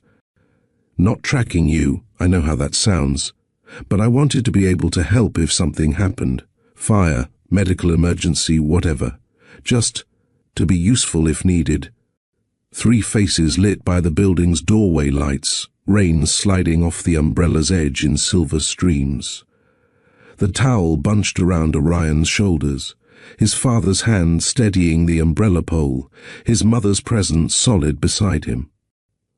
A strange tableau of family that doesn't quite fit traditional definitions, but exists nonetheless. The fire department arrives within 10 minutes, determines it's a false alarm. Someone's smoke detector triggered by burned popcorn on the 3rd floor. They clear residents to return to their apartments. The whole crisis lasts 40 minutes, start to finish. Gage doesn't try to come inside, doesn't use the moment to push boundaries or extract gratitude or leverage proximity into something more than it is. He walks them to the building entrance, hands Jordan a 3rd towel she hadn't noticed he was carrying, and says, "I'll check in tomorrow." "Unless you'd prefer I didn't." "Tomorrow's fine," she says. He nods, returns to his car, drives away into the rain without ceremony, without making the gesture bigger than it needs to be. The days that follow carry a strange quality of waiting, not for anything specific, but for whatever comes next. Sloane hasn't responded publicly to the paternity results. Gage hasn't confronted her yet, is building his legal strategy first. The media speculation continues at a low simmer. The Foundation's funding freeze stands. Jordan receives an email from Principal Fairchild. "Don't worry about the Lockwood funding. We're exploring other options and have several interested donors. More importantly, Orion's place here has nothing to do with anyone's money. He's a valued student, period. Small mercies that feel larger than they are." Thursday bench meetings continue. Gage reports that his lawyers are drafting separation documents that protect Aurora, regardless of paternity, ensuring she's provided for even though she's not biologically his. "She didn't choose any of this," he says. "She deserves stability." The sentiment shifts something in Jordan's perception of him. This willingness to accept responsibility even when legally freed from it, to choose care over revenge. Saturday visits continue unchanged. They visit the aquarium, where Orion explains octopus intelligence to Gage with the authority of someone who's read everything the library has on cephalopods. They're in the jellyfish exhibit, watching moon jellies pulse through dark water, when Orion asks, "Are you going to divorce her?" Gage doesn't insult him by pretending not to know who her is. Probably yes. The situation is complicated, but we can't stay married when the foundation isn't honest. Because of the baby. That's part of it. There are other reasons too, but none of them are about you. My relationship with you is separate from my marriage ending. Orion considers this watching jellies drift. My friend Tyler's parents got divorced. He said the worst part was everyone acting weird and not telling him what was happening. Then I'll tell you what's happening, as much as I can. And if you have questions, you can always ask. I might not have all the answers, but I won't lie to you. The promise hangs in the air like the jellies in water, delicate, transparent, real. If this kind of steady love matters to you, the kind that shows up with heated towels at 3 a.m., that asks permission instead of assuming rights, that builds trust in small moments rather than grand gestures, share this video with someone who needs the reminder. Because we could all use evidence that people can change, that broken things can mend differently than they were before, that fathers can learn fatherhood even when they missed the beginning. The rain continues outside the aquarium. Inside, a man and a boy watch jellies pulse through artificial currents, learning how to be father and son in the margins between one life ending and another beginning. Tomorrow will bring its own complications. Tonight is just jellyfish and questions answered honestly. The conversation happens in their home, the $17 million modernist structure overlooking Puget Sound that architectural magazines had featured as Seattle's most enviable family residence. Gage chooses the living room with its floor-to-ceiling windows, neutral, territory where neither of them holds particular advantage. He asks the household staff to leave for the evening. What comes next doesn't need witnesses. Sloane enters carrying Aurora, fresh from a board meeting where she'd successfully pushed through another initiative to streamline community partnerships, which everyone understood meant further isolating Jordan from institutional support. Her cream blazer matches the furniture perfectly. She's always been exceptional at looking like she belongs wherever she stands. "You wanted to talk?" She settles into the Barcelona chair, positioning Aurora on her lap like a shield, like insurance, like proof of claims she knows are about to be questioned. "I have conference calls in an hour. Cancel them." Something in his tone stops her automatic dismissal. She studies his face, recognizes the expression from boardroom negotiations when deals are already decided, and discussion is merely formality. "I had Aurora tested," Gage says simply, without preamble or cushioning.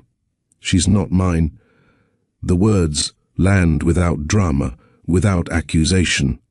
Facts presented like quarterly earnings, unfortunate but undeniable, requiring response but not debate. Sloane's composure fractures for exactly 2 seconds before reassembling itself with visible effort. "That's absurd. The lab must have made an error. These tests aren't always—" 3 separate tests, 2 different facilities, 1 out of state. I had my own sample verified independently by a geneticist who specializes in paternity disputes. He pulls out documentation, the kind that courts find compelling, that lawyers can't dismiss. The results are conclusive. Probability of paternity, 0.0%. Aurora is not my biological daughter. Sloane adjusts Aurora's blanket, buying time to calculate responses, to sort through options that are narrowing by the second. Even if this were true, and I'm not admitting anything, paternity questions don't negate our marriage. You signed the birth certificate. California law would still recognize. I'm not interested in what California law recognizes as a technicality. Gage's voice remains level, almost gentle, which somehow makes it worse than anger would be. I'm interested in the truth. Something I should have prioritized 11 years ago with someone else, and I'm not making that mistake again. The reference to Jordan lands exactly where intended. Sloane's jaw tightens, her fingers pressing into Aurora's blanket hard enough that the baby fusses slightly. So what? You'll humiliate me publicly? Destroy Aurora's future to punish me for one mistake? Make me into some cautionary tale? No. Gage stands, moves to the window, back turned in a posture that would be dangerous with a different kind of adversary. I'm not weaponizing this. I'm not releasing statements or granting interviews or feeding information to gossip blogs. I'm just ending the pretense that we're something we're not. And what are we, according to you? Two people who made a strategic arrangement that served mutual purposes. Your family got access to tech industry legitimacy and my platforms. I got crisis management and social capital when I needed it. But we're not partners. We're not a family. We're a merger that's outlived its usefulness. The statement was released 48 hours later through standard PR channels. No press conference, no exclusive interview granted to sympathetic journalists, no strategic leak to friendly outlets. Just a single paragraph from Lockwood Communications. Gage Lockwood and Sloane Mercer Lockwood have mutually decided to separate. They request privacy during this transition and ask specifically that the media refrain from photographing any children connected to either family. No further statements will be made at this time. Please don't photograph children. 5 words that protect Orion, protect Aurora, protect whatever childhood dignity remains salvageable from adult failures. No blame assigned publicly, no insinuations about paternity fraud, no detailed autopsy of a marriage built on strategy rather than substance. The media speculates anyway, they always do, filling silence with theories, irreconcilable differences, competing career ambitions, the mysterious return of a former girlfriend with a son who looks remarkably like the husband. Blind items appear on gossip sites suggesting billionaire baby drama and secret paternity revelations.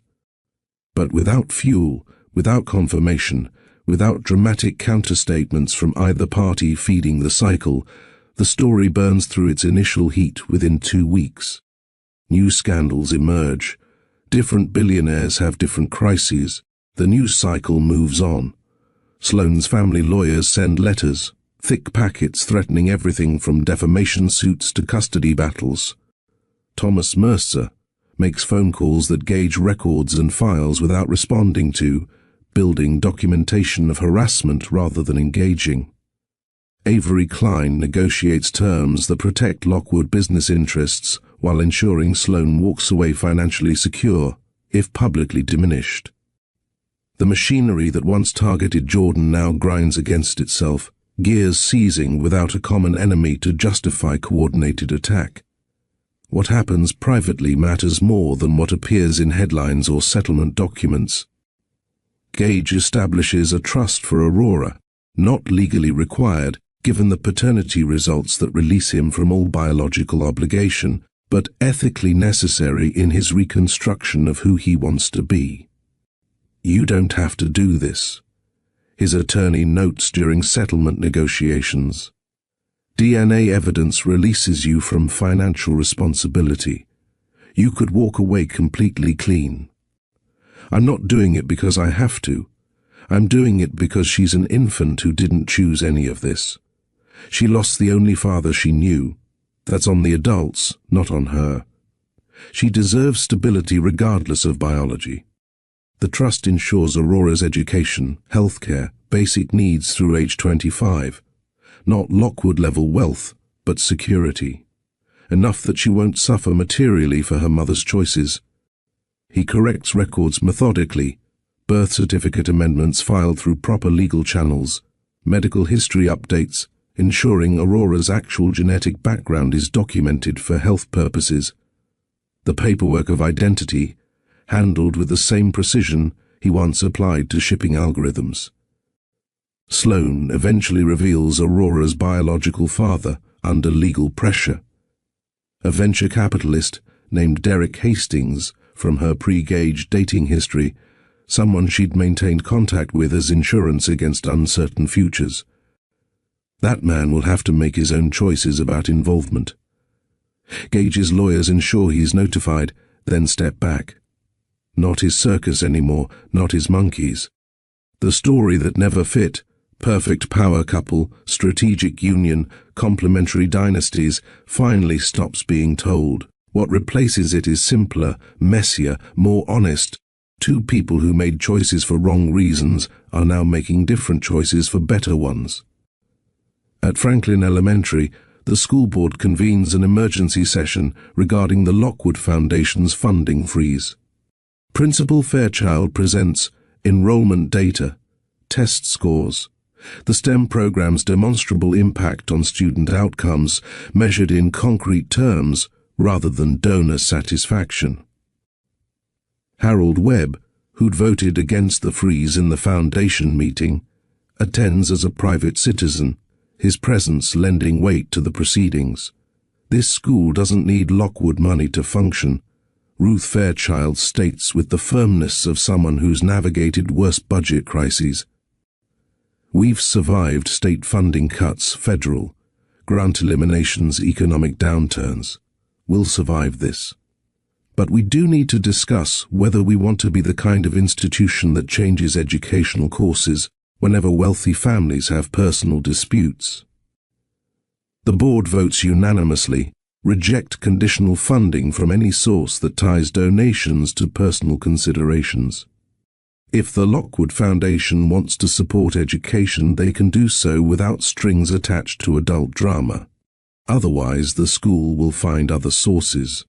3 days later, an anonymous donation arrives through a complex trust structure. $200,000 designated for the library renovation project, no naming rights required, no publicity expected, no conditions attached beyond use it to benefit students. The school's accountant traces it through 3 shell companies to a trust administered by Gage Lockwood's personal attorney, the one handling his separation, not his corporate affairs. The library's empty shelves begin filling with new books, each spine a different color, a rainbow of possibilities built without anyone needing credit or recognition. Ruth Fairchild smiles when she sees the deposit confirmation. That man might actually be learning something. The winter assembly fills Franklin Elementary's gymnasium with folding chairs, overheated parents bundled in layers they're already regretting, and the particular controlled chaos of elementary school events. Orion sits in the front row with other award recipients, his good shirt tucked in for once, his hair combed into temporary submission that will last approximately 45 minutes. Jordan takes her usual seat 3 rows back, scanning the room for familiar faces. Zuri waves from the doorway. Principal Fairchild adjusting the microphone with the efficiency of someone who's done this 200 times. Various parents she recognizes from years of these gatherings, faces that have become familiar markers of community. In the very back, near the exit, a man in a baseball cap tries to be invisible. He's terrible at it. Height and posture betray him, and several parents have already noticed and are whispering. But the effort itself matters. Gage Lockwood, present without needing to be seen, watching without demanding attention. The contrast crystallizes visually. An empty seat in the front row where a father might traditionally sit versus those watchful eyes in the back, grateful just to witness, asking for nothing beyond the privilege of presence. This year's Design Thinking Award, Principal Fairchild announces, reading from notes, recognizes a student who demonstrates exceptional creativity in problem-solving, innovative approaches to challenges, and the ability to collaborate effectively with peers while maintaining individual vision. Jordan's hands tighten in her lap, hope and anxiety mixing. The recipient is Orion Carter, for his sustainable energy project that incorporated community feedback, iterative design improvements based on testing failures, and practical application of scientific principles to real-world problems affecting low-income housing. Applause rises like soft thunder, the particular warmth of a room full of people celebrating a child's achievement without complication or agenda. Just genuine appreciation for work done well. Orion walks to the stage with the careful dignity of 11-year-old formality, accepts his certificate from Principal Fairchild, and delivers the brief speech they'd practiced at the kitchen table. He thanks his teachers for letting him use the science lab after school. Thanks to his classmates who helped test prototypes and gave honest feedback even when it wasn't what he wanted to hear. Thanks his mother for driving him to the hardware store approximately 900 times and never complaining about glitter or baking soda explosions. Then he pauses, looks toward the back of the room, finds the baseball cap among the standing crowd. And thanks to my dad for showing me that it's never too late to learn how to show up. The gymnasium goes quiet for a beat, parents exchanging glances, some recognizing the loaded sentence for what it is, others simply confused. Then applause resumes, louder somehow, carrying something beyond simple congratulations. Recognition, maybe, that families come in complicated shapes, and what matters is effort, not perfection. After the ceremony, after photos and congratulations and Principal Fairchild's knowing smile, Orion goes home with Zuri for celebratory ice cream, triple chocolate, his choice, earned. Jordan and Gage find themselves in the emptying gymnasium, helping parent volunteers fold chairs and stack tables. The parallel callback to the spaghetti dinner happens naturally, both of them gravitating toward the cleanup without discussion, working side by side with synchronized rhythm that comes from weeks of Saturday afternoons learning each other's patterns. "I'm sorry," Gage says, collapsing a chair with practiced efficiency he didn't have 3 months ago. Not generically sorry, specifically sorry for specific failures. Jordan waits, hands full of metal folding chair legs, letting him work through it. "I'm sorry I believed them over you without evidence, without even asking your side. I'm sorry I changed my number instead of having a conversation like an adult. I'm sorry I let other people's suspicions become my truth without verification." He pauses, stacks another chair. "I'm sorry I missed his first words, first steps, first day of school, first 1,000 things. I'm sorry you had to explain why he didn't have a father when that was my failure, not yours. I'm sorry I made you navigate 11 years alone because I was too controlled by fear to question the narrative. People fed me. The specificity matters. Not blanket apology designed to resolve discomfort, not excuse-laden regret, but itemized acknowledgement of harm caused. Each sorry attached to concrete action or inaction. "What are you going to do differently?" Jordan asks. The question that separates genuine change from performance, transformation from temporary adjustment. Keep showing up, keep asking permission instead of assuming access, keep being the back row parent until Orion decides I've earned front row proximity. He meets her eyes. Keep choosing truth over comfort, even when comfort is easier.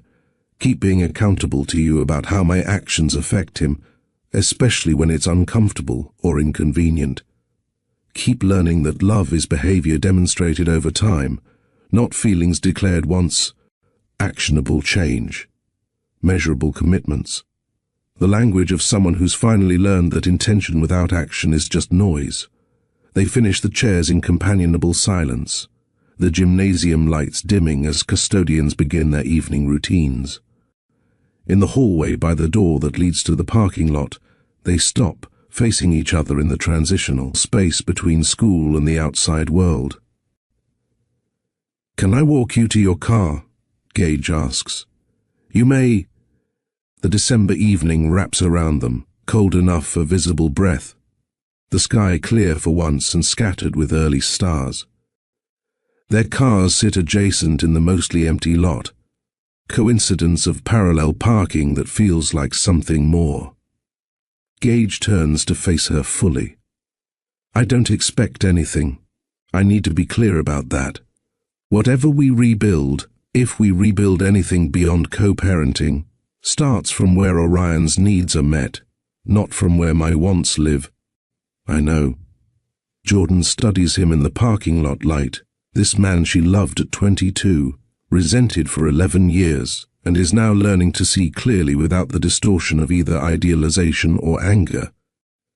But for the record, where do your wants live? Here, simple, honest, terrifying in its directness.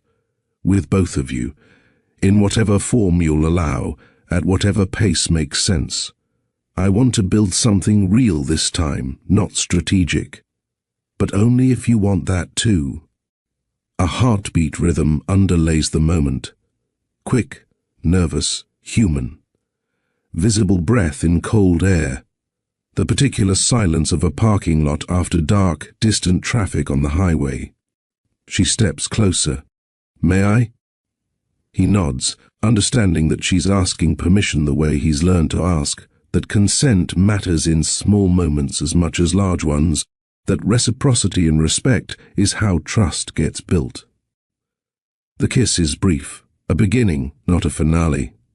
Lips meeting and parting without pressure, without demands, without promises beyond this single moment of choosing closeness after years of enforced distance. It tastes like possibility and caution mixed together, like something fragile that might become strong if handled carefully. That's not a decision, Jordan clarifies afterward, creating necessary boundaries even in the middle of vulnerability. That's a question. About whether we can figure out how to be something that doesn't hurt this time. I'd like to try answering that question. Slowly. With you leading the pace, then we start slow. Slower than slow. We've already been slow, he points out, a ghost of his old humor surfacing. 11 years of prologue. 12 if you count the year before. She almost laughs. Almost. Fair point. But this is different. Intentionally slow. Choosing slow because it's right, not because circumstances force it. 2 figures in a parking lot. Breath visible in cold air. The school's windows dark behind them, except for one custodian's flashlight moving through empty halls. They part for separate cars, separate homes, separate lives that might someday converge into something shared. But not yet. Not tonight. Tonight is just a kiss in a parking lot, a question asked but not yet answered, the first brick in a bridge they're only beginning to design together. 6 months later, the apartment in Columbia City looks different. Not transformed. Jordan would never allow some makeover that erased their history, that suggested what they had before needed replacing. But evolved, grown into a slightly different shape. The kitchen table that seated 2 now holds 3 chairs. The newest one came from a thrift store, found on a Saturday morning trip, where Orion insisted on choosing it himself, because it has character. Mom, look at the carving on the back. The carving turns out to be someone's initials from 1987, a small piece of someone else's history joining theirs. The third chair's leg wobbles slightly. Gage offered to buy a new set, something matching, sturdy, from one of those furniture stores where everything costs more than it should. Jordan declined.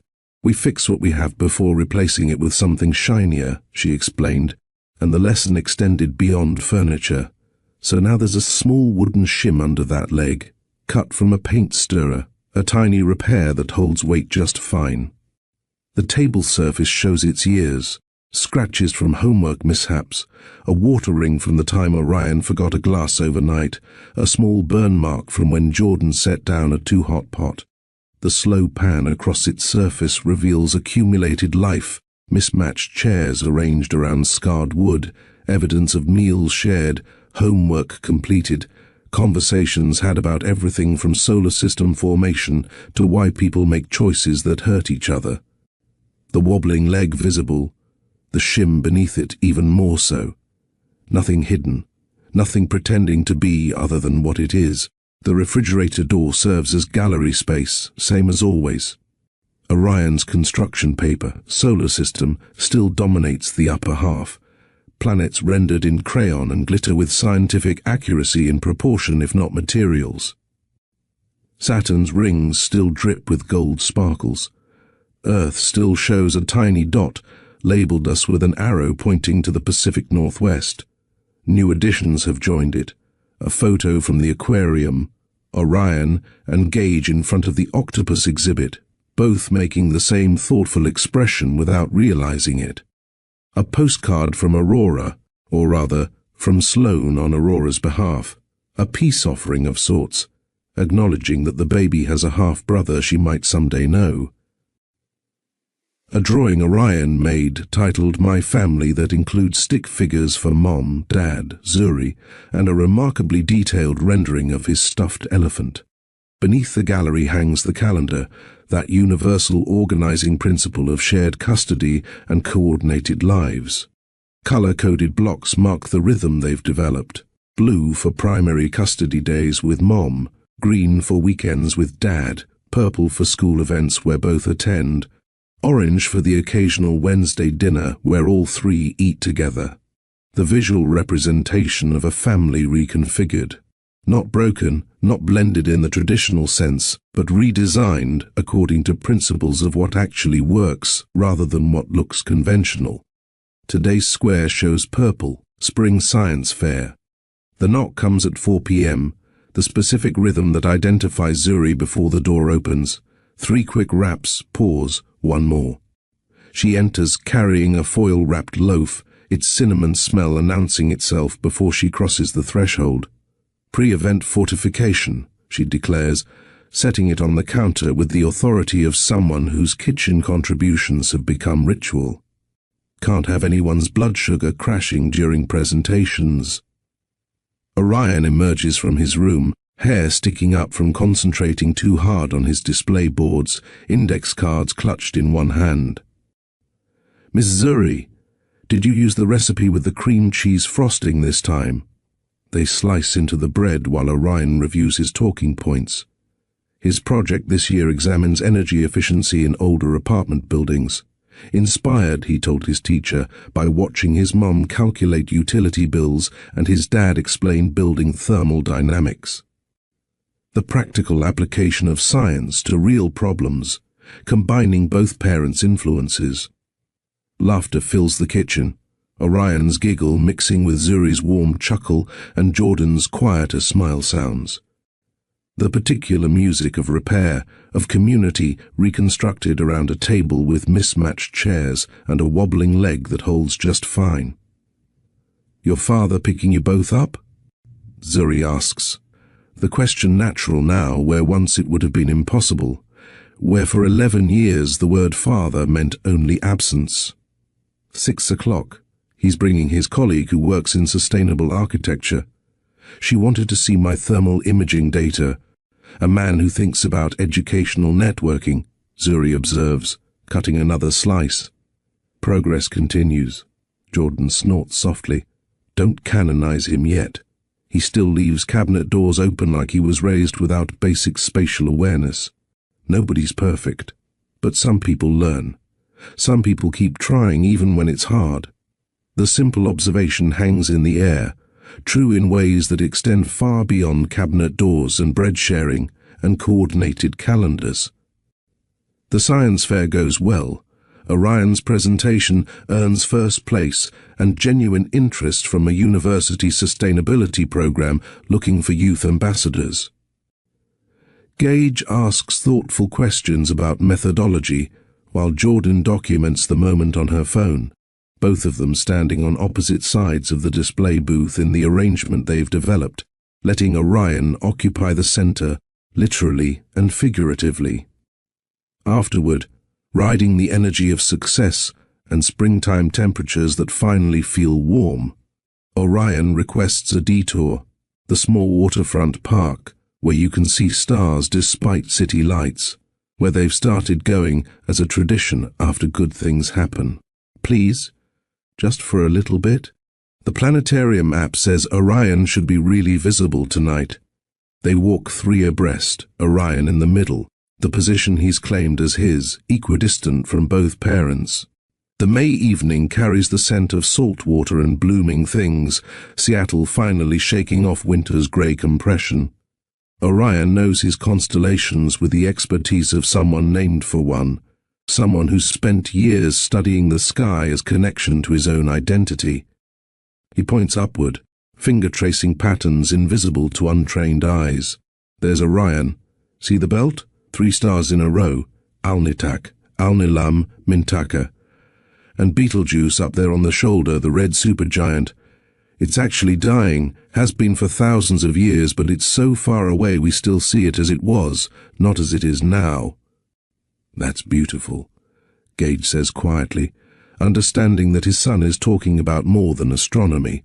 Also, the sword hangs down from the belt, and right in the middle is the Orion Nebula, where new stars are being born. So it's like death and birth in the same constellation. Mom told me I was named after the hunter because hunters are brave and patient and know how to find their way by stars. That's exactly right, Jordan confirms. Also because I was born during the Orionid meteor shower, Orion adds with characteristic precision. October 21st. The meteors come from Halley's comet debris, particles burning up in the atmosphere. Science and mythology together. He stops walking, still looking up, and his hands reach out, finding Gage's jacket on one side, Jordan's sweater on the other. Not quite holding hands, but making contact, creating connection. A star chart overlay could map the constellation lines, connecting actual stars to their mythological patterns, the hunter Orion rendered in light and legend. But to the 3 people standing on a waterfront path, it's just sky. Just stars that have always been there, that will remain long after they're gone, constant and knowable. That one is ours, Orion says, pointing at his namesake constellation. Wherever any of us are, we can always see the same stars. So we're never really apart, not completely. The observation, profound and simple, in the way only children manage, settles over all 3 of them. Above, Betelgeuse pulses its ancient red light, a supergiant that's been dying for longer than human civilization has existed, yet remains visible, constant, there. So what do we take from this story? What truths emerge from the complicated mess of human choices, from love and loss and learning, from mistakes made and slowly corrected? Tell the truth even when it costs. Gage could have weaponized his discovery about Aurora, orchestrated public humiliation that would have destroyed Sloane while making himself look like a victim. Instead, he chose private accountability over public revenge. The truth mattered more than winning, more than looking right, more than strategic advantage. Jordan could have forced her way into Gage's life 11 years ago with paternity suits and press conferences, and all the weapons available to someone wronged. Instead, she chose to build a life that didn't depend on proving anything to anyone, that stood on its own merit rather than someone else's acknowledgement. Truth costs, truth disrupts. Truth requires walking away from comfortable lies that serve short-term interests. But truth is the only foundation that holds weight over time, the only ground stable enough to build lasting structures. Wealth can gloss a life, it can't make it good. The Lockwood fortune bought beautiful homes, strategic marriages, crisis management teams, and the ability to make problems disappear temporarily. But money couldn't manufacture the connection Gage craved with his actual son. Money couldn't replace years of first words and loose teeth and bedtime stories, couldn't purchase the trust that comes only from consistent presence. Meanwhile, in a walk-up apartment with a wobbly table leg, Jordan and Orion built something money couldn't buy. A life that fit them. Not perfect, not easy, but real. When Gage finally entered that life, he entered as a guest, earning his place through presence rather than purchasing it with resources. Boundaries protect love. Every limit Jordan set. Child-first pacing, documented agreements, neutral meeting spaces. No cameras, no expensive gifts without approval. Created space for genuine relationships to develop. Without those boundaries, Gage's resources and desperation could have overwhelmed Orion, transforming him from a person to be known into a prize to be won. Boundaries aren't walls built from fear or punishment. They're gardens built from love, protecting what's growing until it's strong enough to withstand storms without breaking. Children first, in practice, not performance. Not children first as a slogan or PR strategy or something you say in interviews. Children first in actual decisions, skipping events that would be overwhelming, sitting in back rows to avoid unwanted attention, accepting slow timelines even when adult impatience demands faster progress, choosing boring consistency over exciting gestures. Orion's well-being was never negotiable. His stability was never something to be sacrificed for adult reconciliation or romantic reunion. Every decision, from custody arrangements to public statements to how fast the relationship between his parents developed, ran through the filter of what does this mean for the 11-year-old trying to understand his suddenly complicated family. Community and small acts stitch a life back together. Zuri's cinnamon bread, Principal Fairchild's protection of the school as a safe space, Harold Webb's dissenting vote, the anonymous library donation. The neighbors who watched Orion grow, the teachers who nurtured his curiosity, the friends who showed up when headlines made everything harder. No one rebuilt this family alone. The small acts, chair stacking, bread baking, permission asking, showing up on time, heated towels at 3 a.m., accumulated into something larger than any grand gesture could achieve. A sticky note appears, handwriting careful and clear, the kind of reminder that matters more than inspirational posters. Stack chairs. Tell the truth. Show up. If this story moved you, if you found yourself rooting for Orion, hoping Gage would learn, believing Jordan deserved peace, recognizing pieces of your own complicated family in theirs, then you understand why we tell these stories. Subscribe to Mr. Steele Rich Stories for weekly, life-changing American narratives. Every story we share examines what happens when ordinary people face extraordinary choices, when wealth meets values, when the easy path and the right path diverge, and someone has to choose which one to walk. Drop a comment below with your biggest takeaway. What lesson are you carrying into your week? Is it the importance of truth-telling even when it costs? The power of boundaries to protect rather than punish?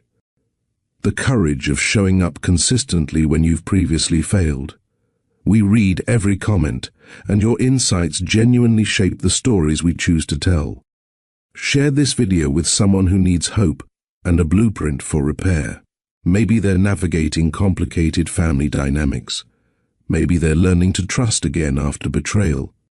Maybe they just need to know that broken things can mend, slowly and imperfectly, into something new that works differently but works nonetheless.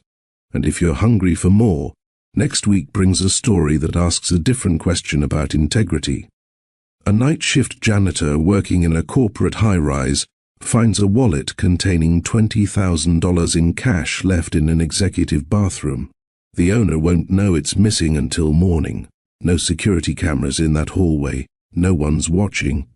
What happens when someone chooses integrity when it's costly, inconvenient, and no one would ever know the difference? That story drops next Thursday. Hit that notification bell so you don't miss it.